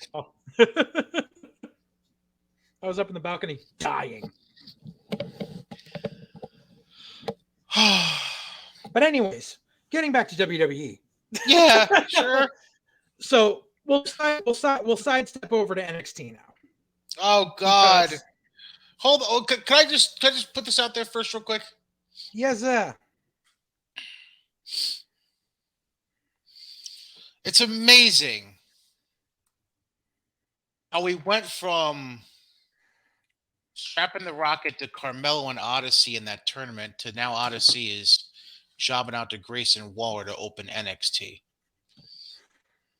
well, because they realized that Odyssey Jones hasn't been on TV in the past few weeks, and they got to get the pop for him. But, like, because it's, and like I said, like we've discussed this on the program, how neither of us really see anything in Odyssey Jones, but he's a fucking ex-football guy that weighs 400 pounds that looks like Mark Henry, and Vince is in love. So we're going to get stuck with him no matter how much we want. And but like, it's not saying that he's a bad worker. It's just, there's nothing to him.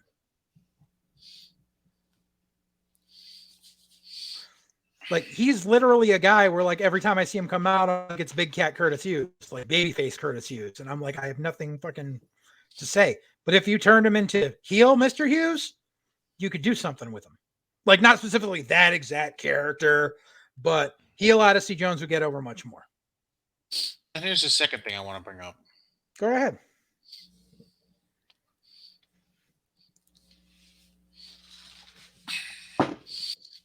Why don't you just put Santos Escobar on fucking Monday or Friday nights already? Just get it over with. Here's my synopsis on that, because I agree. I think that he should have been up there already, because Vince really, especially on Fridays, because SmackDown has always had a large contingent of Latino viewers. And Santos has proven that he can work and he can talk. I think the reasoning is, I think it's gotten to the part where Dunn and Pritchard are the ones that go and fucking speak to Vince. So they see him down there and they're like, well, because they haven't been watching the product for more than the last few months, they don't realize what Santos can do on his own.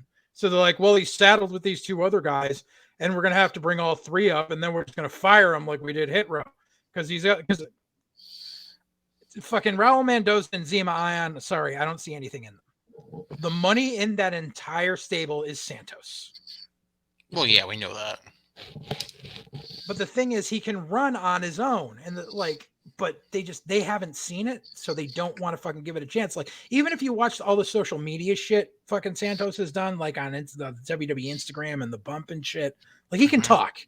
He can talk. And he's bilingual, he's Latin. Like, you're talking about a guy who went from being a masked luchador to saying, I'm going to work without the mask and get over, and doing it. Like, I think that Santos got hamstrung at TakeOver this year, because they did the dual cruiserweight title match for the fucking belts for him and fucking Devlin? ladder match. Yeah, him and Devlin in the ladder match. And it didn't get over because you had two heels. You had two heels in a ladder match and no one really cared, especially when the core audience in America doesn't necessarily watch NXT UK. So they see Jordan Devlin and they're like, why do we have fucking Mongoloid Finn Balor on our screen? And fucking no one cared because they were like, oh, this is the guy that won back at Full Sail and then took off to England and then COVID happened and no one cares. Like fucking it's and then like I don't get it because now like what are they going to do with Santos? Like are they going to have him go after Carmelo for the fucking North American title after the shit's said and done? Are they going to have him fucking go after Ciampa? Are there fucking oh god, I don't want to say it. Go after Braun. Like there's because that is the major problem that's going on with NXT is aside from like put Santos aside for a moment. Put Legado aside completely. They have put too many eggs in one basket. They have put everything they have into Braun Breaker. So once you have this match at New Year's Evil, which there is no reason Braun Breaker should win that fucking title. There is no reason. You want to talk about televised matches. You want to talk. This is a dude who literally had his first match on TV a few months ago. Not his first match in the company, his first televised match. You want to talk about too much too fast? This is the prime example. So you're either going to have Ciampa defeat him, which is the smart thing to do, because the smart thing is to fucking keep that fucking title on Ciampa and fucking keep the North American title on Carmelo and have people scrap their way up to getting to it. Have Ciampa be the old man that is somehow still fucking unbeatable. So by the time someone builds up enough, the win means something. But they're going to put all this fucking stock in Braun Breaker. And then what happens after this match? They haven't built up anyone else to get to that fucking, to be in that main event spot. So what are they going to do? What are they going to do? Braun versus fucking Grayson Waller? Because that's the only other guy they've kind of been backing lately. Braun versus Von Wagner. Yeah. Braun versus Von Wagner. Fuck that. Like, are they going to be really stupid and do Braun versus Carmelo and unify all the fucking belts? Like, fucking, they have no one to face him. But granted, they have no one to face Tommaso after if he retains.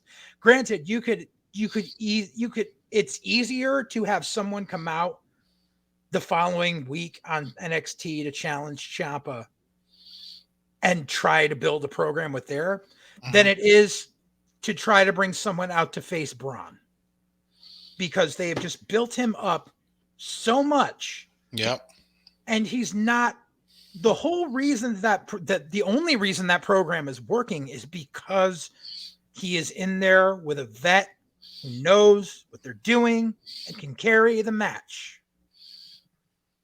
That was the whole thing with War Games. The only reason that War Games match worked is because they were facing 4 fucking vets who knew what they were doing. You take that out of the equation and you are going to have the shittiest fucking matches. And no one's going to care. The product that they have been out has been on a slow decline. It hasn't been like a sharp one. It's been on a slow decline because of this new model. And the whole problem is that because Vince is on this kick of, I only want to do homegrown talent. I'm doing this NIL bullshit. I don't want to look at the fucking indies, all this shit. 6 to 8 months from now, Vince is going to look back and go, well, that didn't fucking work. And he's going to blame everyone but himself. Mm-hmm. And then he's going to hand it back to Hunter, and Hunter's going to have to fucking sit there and fucking make a mosaic out of all the shattered pieces to try to put together something that'll work again. Because everyone's like, oh, Vince is just going to cancel NXT. No, they still have a contract for NXT to be on USA for the next 2 to 3 years. Like, they're not getting out of that contract. So NXT is not going to die. And as far as everyone's like, the death of the old NXT. No, it's going through a time where Vince wanted to try a shiny new toy that he doesn't really like. Right now, NXT is Woody. The NXT that we love is Woody, and the NXT that fucking Vince has is Buzz Lightyear. So the NXT we want doesn't get attention right now because Buzz is the shiny new toy. Eventually, we're going to find a medium between the two.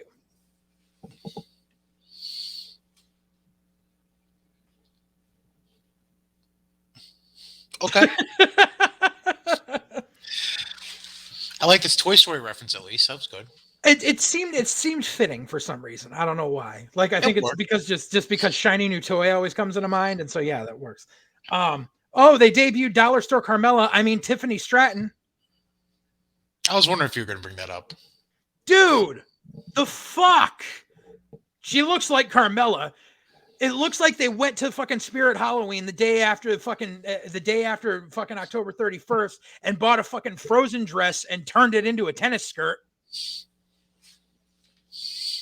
Like she literally looks like that gear that she was wearing literally looks like the princess dress shit you see for a fucking Rite Aid Halloween costume. Like, yeah. Bro, the fuck, and her work, Jesus, terrible. I don't even know the name of the chick she was working against, but she was terrible. Fallon Henley. Oh, that's what it was. Fucking that she did the spot where she tried to do the flip into like who the fuck used to do that into the corner? What chick used to do that? The flip into the corner? Like the backwards somersault 3 times and elbow the chick in the corner?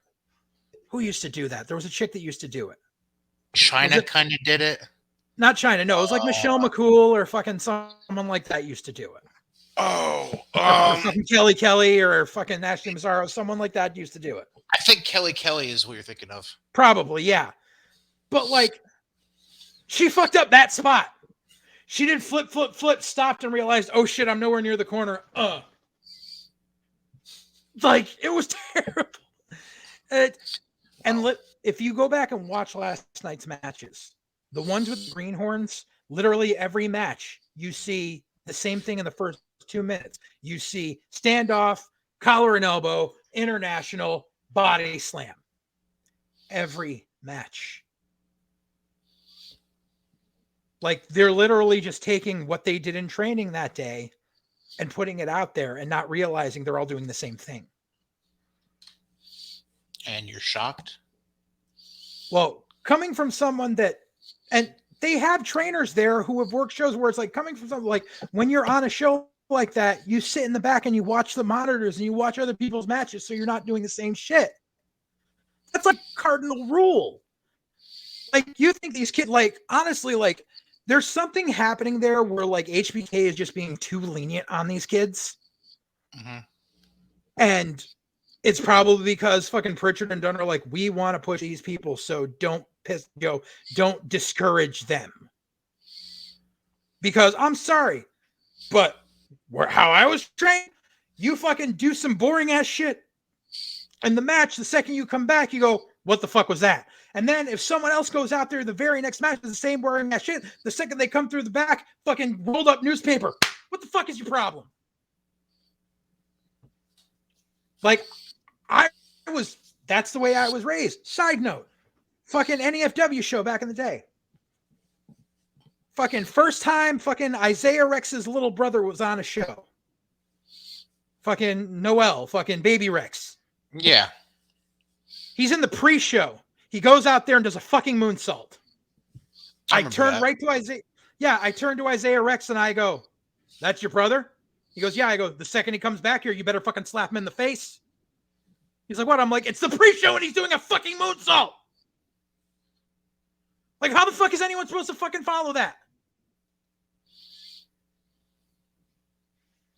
Like, yeah, it looks good. You're in the pre-show. You're in a student match. Fuck off.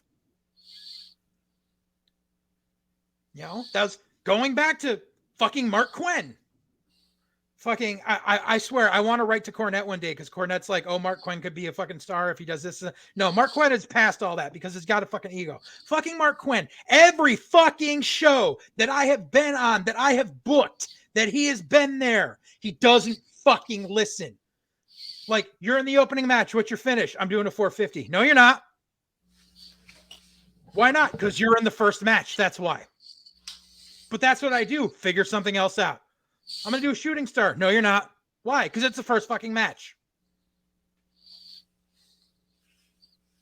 And then like, he fucking went off and I was just like, oh, and then one day, fucking the last show we ran in Torrington, someone didn't show up and we needed a filler and fucking Mark Quinn came riding up with fucking Hank Flanagan. And it was just like, okay, we're going to have you work one of the fucking TOS students. I was like, all right, you're the opening match. And I turned and I said, no 450s in the opening match. He's like, why not? I'm like, I've been telling you this for 8 fucking years. Like, do you not recall that I'm the one that used to yell? And I called out fucking Shell. I was like, Shell, come in here and slap this motherfucker. I was like that, because that was the thing. It was just like, you don't want to listen to the booker. I'm going to sick the producer on you. Because everybody's afraid of Shell. With good reason. Exactly. Well, to quote Steve the Turtle Whiner, I'm afraid of your wife. Why? Because she hits like a man. Well, yeah. Yeah, everyone's afraid of Shell and they're afraid of my wife. Smart men. You don't fuck with the Real Housewives of Defiant Inc. Damn right. Oh. But they put all this stock in this shit and they've got nowhere to go. And then like the same thing with the women's, like that was the dumbest shit last night of let's have a tag match to see what people are going to be in a triple threat. Like you've got these people. Why don't you just yank out Cora Jade and have a fucking 4-way? Or yank out EO and have a 4-way, because EO really had no reason to be in that fucking equation at the time. Like, as much as I think she's great, she hasn't been in the title contention lately. You know, but no, we're going to throw it in. So fucking now Raquel has to carry Mandy Rose and Cora Jade. Have fun with that. Right. It's going to be terrible. Like, it's just, there's so many choices right now that make no sense. Like the only thing that I'm looking forward to on fucking New Year's Evil, the only match I am actually genuinely looking forward to, the 6-man, is yes, exactly. That's the only thing. Like, I'm afraid to watch the title match. I'm afraid to watch what Walter does support Riddle and MSK. No, you know something? Riddle can hang with Walter. Yeah. No, Riddle can hang with Walter because like this, we're gonna see Catch Point Riddle come out. Like, which I dig. You're gonna see former New York State high school wrestling champion Matt Riddle. That's what you're gonna see. Yes, exactly. You're gonna see MMA Riddle. Like you're gonna fucking like, yeah, the 6-man. And okay, Carmelo and Strong I look forward to seeing because I'm gonna be happy to see Carmelo fucking get the shine. I mean, it sucks. Yeah, to get the shine. It sucks that they're getting rid of the Cruiserweight title, but really, like, you knew this was coming. Well, yeah. Like, I guarantee, like, remember a couple of years, like, not even a couple, like a year ago when they were talking about making a second NXT show and calling it NXT Evolve, and they actually shot stuff for it, and then they fired half the guys that were on it. Mm-hmm. That's probably what 205 Live is going to become now. It's probably going to be NXT Evolve. That's what I'm guessing. Because they had Joe Gacy drop the line about I'm working to have the name of a certain show changed. So I mean, because it's not Cruiserweights anymore, and it's definitely not live. So I could see that becoming NXT Evolve. Fucking Andre Chase. Like, I get it, dude. You're living your dream as a wrestler, but you were fucking ring crew. Like, he was a fucking producer kid. He worked ring crew for ROH. Like, he comes to the ring dressed like a dork, and even if he wasn't dressed like a dork, like, he's not like built like a wrestler. Like, he's lanky. And he's just out there to be fed to guys. And he fucked up that finish. He pulled a Christian and Scott Steiner. Oh God. You know the spot I'm talking about, Christian and Scott Steiner. Yeah. With the yeah, Andre Chase did that last night because Hart went boom, boom, and then stopped and Chase kept going.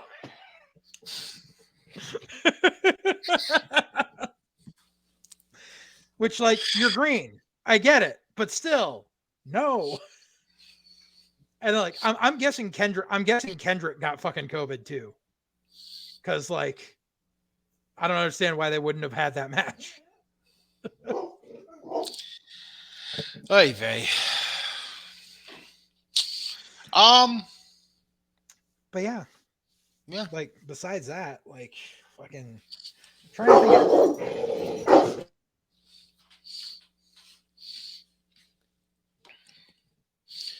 So we got day one coming up on Saturday, and gonna be intriguing. Maybe, kind of. We'll see. Right now, I see 7 matches booked for day one. They actually have 7 matches. Yeah, they got money. They haven't. The website hasn't officially announced or posted the Raw Tag Title match, but there's 7 booked. There's a WWE. There's a WWE title match. There's Brock Roman. There's the SmackDown Tag Titles. Edge, Miz, Becky, Liv, Drew, and Madcap Moss. Oh God, yeah. And the Raw Tag Titles. Well, maybe they're saving the Raw Tag Titles for next week, for Monday. I don't know. And not having it at day one. I mean, we'll see. Like, yeah. What was it? So no Intercontinental. Oh no, yeah, no. It's not there, but it happened on SmackDown. They're going to do Sami Zayn and Nakamura for the IC title. Oh, okay. On the pre-taped SmackDown last week, they had Sami win a tournament or battle royal or something to face Nakamura, which Sami and Nakamura already proved they can pull a banger of a match the first time Nakamura was in NXT. No, did they? I don't know nothing about that. Yeah, fucking. I love how everyone's talking about like there's big implications with Roman and Brock concerning WrestleMania. No, there isn't. That's Meltzer bullshit. Shut the fuck up. Brock has a contract for 2 matches a year. There ain't no way he's going to beat Roman and then not wrestle until Mania. Right. Yeah, remember how they said there was something else I thought of as far as like an attraction match for Brock at Mania, and I'm forgetting what it was. It was besides Brock versus Trashley. There was something else, and I'm forgetting what it was. Shit, I can't remember. But I was just like, I could see them doing that instead. I don't remember. Oh yeah, and supposedly at a house show, Sheamus like helped Drew, so they're like, "Oh, Sheamus turned babyface." I'm like, it was at a house show. That doesn't matter. Yeah. Like they're pushing Sheamus and fucking Ridge Holland right now. Like that's their heels. Let's not be stupid. But yeah, let's hope Becky is okay, because obviously she lives in the same household as Seth. Mm-hmm. Plus they've got a baby. Like that's scary shit. Exactly. Fucking yeah, it's an odd time because we're not going to have a SmackDown on Friday, but we're going to have a pay-per-view the next day. It's very odd. Like, and so unfortunately Raw was technically the go home show, and they really couldn't do anything for it because they sent everyone home. Yep. So yeah, we are in odd times. But I mean, I guarantee that now Vince is going to be like, well, this didn't work. We're not going to do a January pay-per-view anymore. Like, or that he's going to move the Rumble back to it. Because, like, remember, we haven't had, besides the Rumble, we haven't had a January pay-per-view since New Year's Revolution. Yep. Which only happened that 1 year, and it's only remembered for one thing. They had more than just one. I thought they only had the one in Puerto Rico. Shows how memorable it was. New Year's Revolution.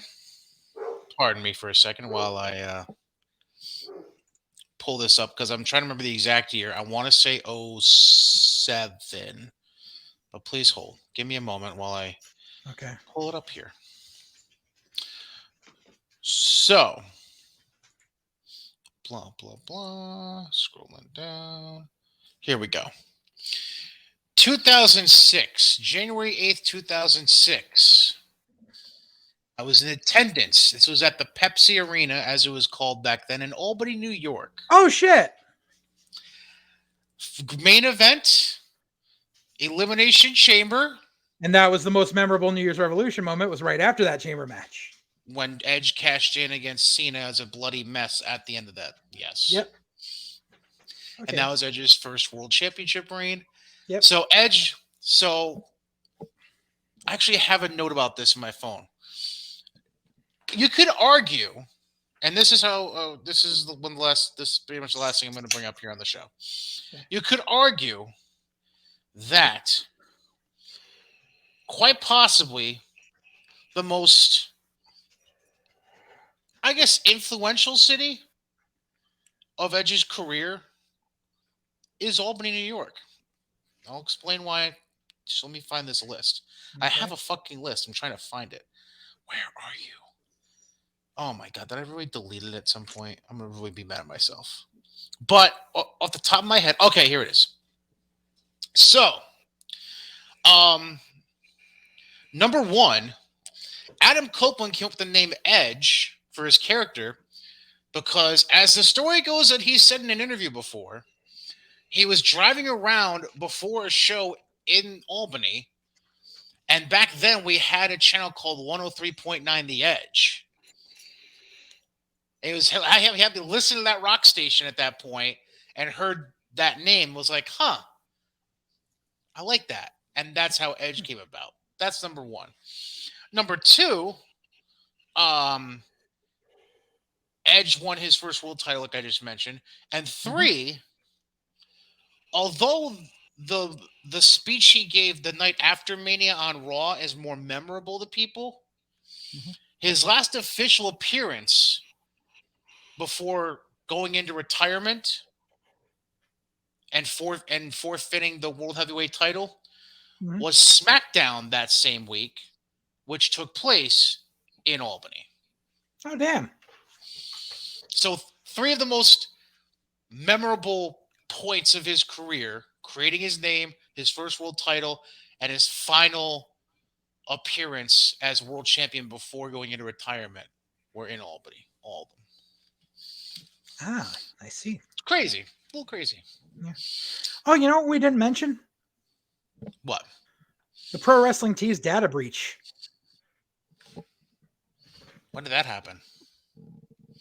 They announced it a couple of weeks ago, but more info came out about it this week.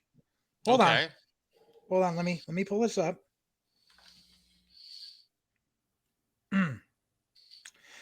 So basically they said there was a data breach, but said it only happened like recently. Apparently it goes all the way back to April. Pro Wrestling Tees data breach affected 31,000 consumers since April, not November as claimed. In a new update to the Pro Wrestling Tees security breach that rocked the site in November, the official number of affected users has been revealed. According to a recent update from the Office of Maine Attorney General, 31,000 people were affected by the data breach. Furthermore, the date of the breach was also noted as having been April 1st, 2021. Pro Wrestling Tees didn't acknowledge the breach itself until November 2021 as part of its investigation in cooperation with law enforcement. The report notes that alongside names and other personal identifiers acquired in the breach, things like financial account number or credit debit card numbers in combination with security code, access code, password, or PIN for the account were all potentially found within the breach. Earlier this week, Pro Wrestling Tees confirmed that once the investigation was complete, the company said it made a list of users who were affected by the breach, and it handed that list off to a data breach notification company, which would then send out letters to inform the users. So you're talking about a 31,000 person class action suit that's ought to be brought against Pro Wrestling Tees. Yikes. Which is, besides Tony Khan's pockets, is AEW's primary source of income. Millions of dollars. And the thing is, like, there's so here's my deal with Pro Wrestling Tees. It gives workers a chance to sell their merchandise without having to pay up front to have shit made. Like those of us who have been in the business for 18 years have to do. Like I've always been a proponent of having your merch there physically. So that way you can, sell it as is. But I understand how some guys are just like, in the age of social media, they're like, oh, well, I travel. So I have a pro wrestling tees shop, which let's call a spade a spade. It's the same thing as having a cafe press shop. It just means that you made the design and they're making the bulk of the money. But so many wrestlers have gotten lazy that that's what they choose to do. Every indie guy that I freaking see now that like sends me a freaking request on social media has a pro wrestling tees site. So now you're not only talking about people that bought shit off there, but you're talking about workers who signed up on that site. So it affects more than the fans. That's just stupid. Yeah. And I mean, and I'm sorry, but like, there's an old adage in business. It takes money to make money. That's how it is. Like, yeah, something, I'm still sitting on maybe about 15 or 20 fucking Revelation t-shirts. That's on me. But when I had them printed, I made my money back and then some. I just had to put aside the money to do it. There's sites out there where you can have your shirts. The company I went through, I had my shirts made. They cost me, I want to say maybe $7 a piece when it came down to it. Maybe less. I don't know, maybe it was $6, but still. So yeah, I had to put up the money ahead of time, but I can sell those t-shirts for what I deem worthy. And I really wasn't selling. I think we're selling them for 10. Like, as long as I'm making back my wholesale cost and getting a certain percentage profit on top of it, because I went to business school and that's how you fucking do it. That's why because unfortunately there's guys out there that be like, oh, I had these shirts made $6 a piece and I charged 25 for them. No. Then you wonder why you're not selling. Meanwhile, I'm only sitting on like 15, maybe 20 Revelation shirts when my initial order was for 100. I believe it's called cost margin, if I remember correctly. Yes, exactly. But now with pro wrestling tees, they're like, oh, I ain't got to do shit. Same thing with people who go through some heel shit down in Connecticut. You're not making shit. The asshole that's making the fucking shirts is making all the money.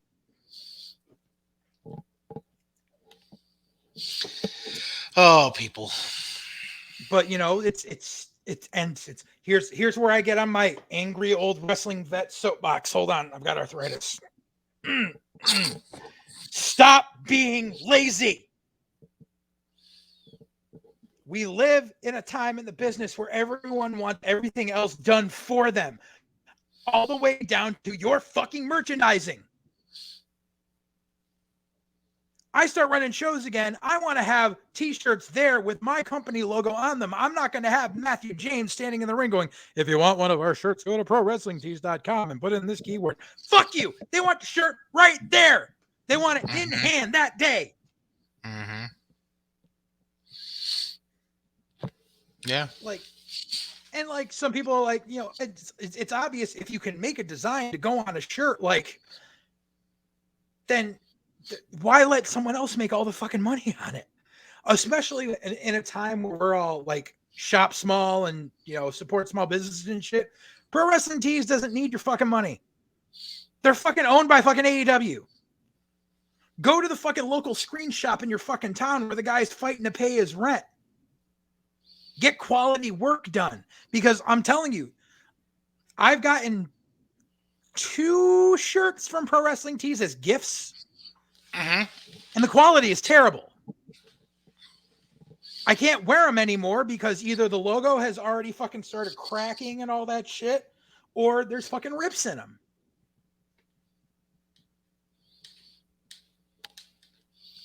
No bueno. Perfect example. See this shirt right here? It looks as new as the day I bought it. I got this at their Let's Face It 20th anniversary tour, which was 2018. So almost 4 years. Still looks brand new. Has many washes. You buy a pro wrestling t-shirt, you wash it twice. It's like, I love $6 shirts. I love them, but I wouldn't pay anything more than $6 for what you get, because after you wash them a few times, right. But they're good for what they're worth. But yeah, so you're talking about, so you've got a company that is making their money off of workers to stay in business. But everyone's like, this is the greatest thing. No, stop being lazy. Stop being fucking lazy. Make your own fucking merch. Make more than t-shirts. Like, there's so many times where we've seen people and they have a certain gimmick, and we're like, why don't you have merch to go with that? Perfect example. There's a kid used to wrestle out of the Sanctuary, wrestle on one of our shows, Damian Gibbs. Mm-hmm. Worked Bobby Ocean. Came to the ring with that little fucking parasol. Mm-hmm. We were like, why don't you have any of those merch? Fucking order from fucking Alibaba or some shit. Fucking put a fucking like calligraphy DG on it or whatever. Like, you have merch right there. Why aren't you doing that? You know, and there's so many workers don't have merch. Like, you want to talk about making money at a fucking show, have merch. Mm-hmm. You know, fucking we always offer at our shows that you can sell your merch. If you're a baby face, you can go out during intermission and do it. If you're a heel, have someone else sell it for you. If not, have one of our guys put your shit on our merch table and kick us back like $1 from every shirt sold, just because we got someone selling your shit for you. Right. Like, it's a sad state of affairs as to where the fucking business is going. Because now you go to a fucking show, you don't see merch tables. You see indie guys who no one knows sitting there going, oh, I can sign 8x10s for you because I went to Staples and these cost $1 a piece. Like, no one knows who you are. But you know something? If they see you work and they like you and you've got a cool fucking shirt, they'll fucking go at intermission and buy it. That's how this shit works. It's the same thing as if you go to a concert and you fucking see an opening band, you're like, holy shit, those dudes are awesome. They got a merch table. Boom. That's how I fell in love with Masked Intruder. Saw them open up for fucking Les and Jake and Real Big Fish. Fucking walked in. They fucking blew me away. I go over to their table. They got a fucking shirt. It's like, it's the Ramones logo, but their whole gimmick is they're all fucking criminals. So they wear ski masks on stage. So it's the fucking Ramones logo, but all the Eagles have fucking ski masks on. And I bought that shit, good. You know, and that's how you fucking, you know, there's no organic fucking swell anymore for people. Like it's a certain endorphin high that you can't get anywhere else, where like you discover something new and you can just, you know, there's something tangible where you can reach out and buy it. And it's the experience there. It's the memory you have from it. It's just, it's something that I can't describe on so many levels. And you lose that when you're like, do you have any merch? Go to Pro Wrestling Tees, get that, and then send it, and you'll get it in 6 to 4 weeks. And like, no, like, no, that loses all fucking momentum you have. Like, fuck that shit. Just no. Buy the shirt. Pay for the shirts so people can buy them from you. It's a personal connection that you make with the fans. Not going to hear any disagreement from me. Yeah. Common sense. Right. Yeah. That being said, so that wraps up episode 31 of White Heat. Quick announcement, like I mentioned at the start of the show. I'm going to be out of town all of the first full week of January. So, we're going to pick up with another normal episode of White Heat during this the second full week of January. So we're looking at, what's that, January 10th probably? Yeah. That's the Monday. That's when we usually record, is a Monday, so probably around January 10th expect a new episode. That being said, we'll talk about maybe doing something Saturday for day one. I'm up for it. He's up for it. I'm up for it. So be on the lookout for that over the course of the next few days. That being said, this has been White Heat presented by Godzilla Media, sponsored by our good friends at Mohawk Honda and Johnstone Supply. For JJ Alexander, business professor, I am Brian Cady saying goodbye and enjoy the rest of your week, and we'll see you soon. Later. Happy New Year.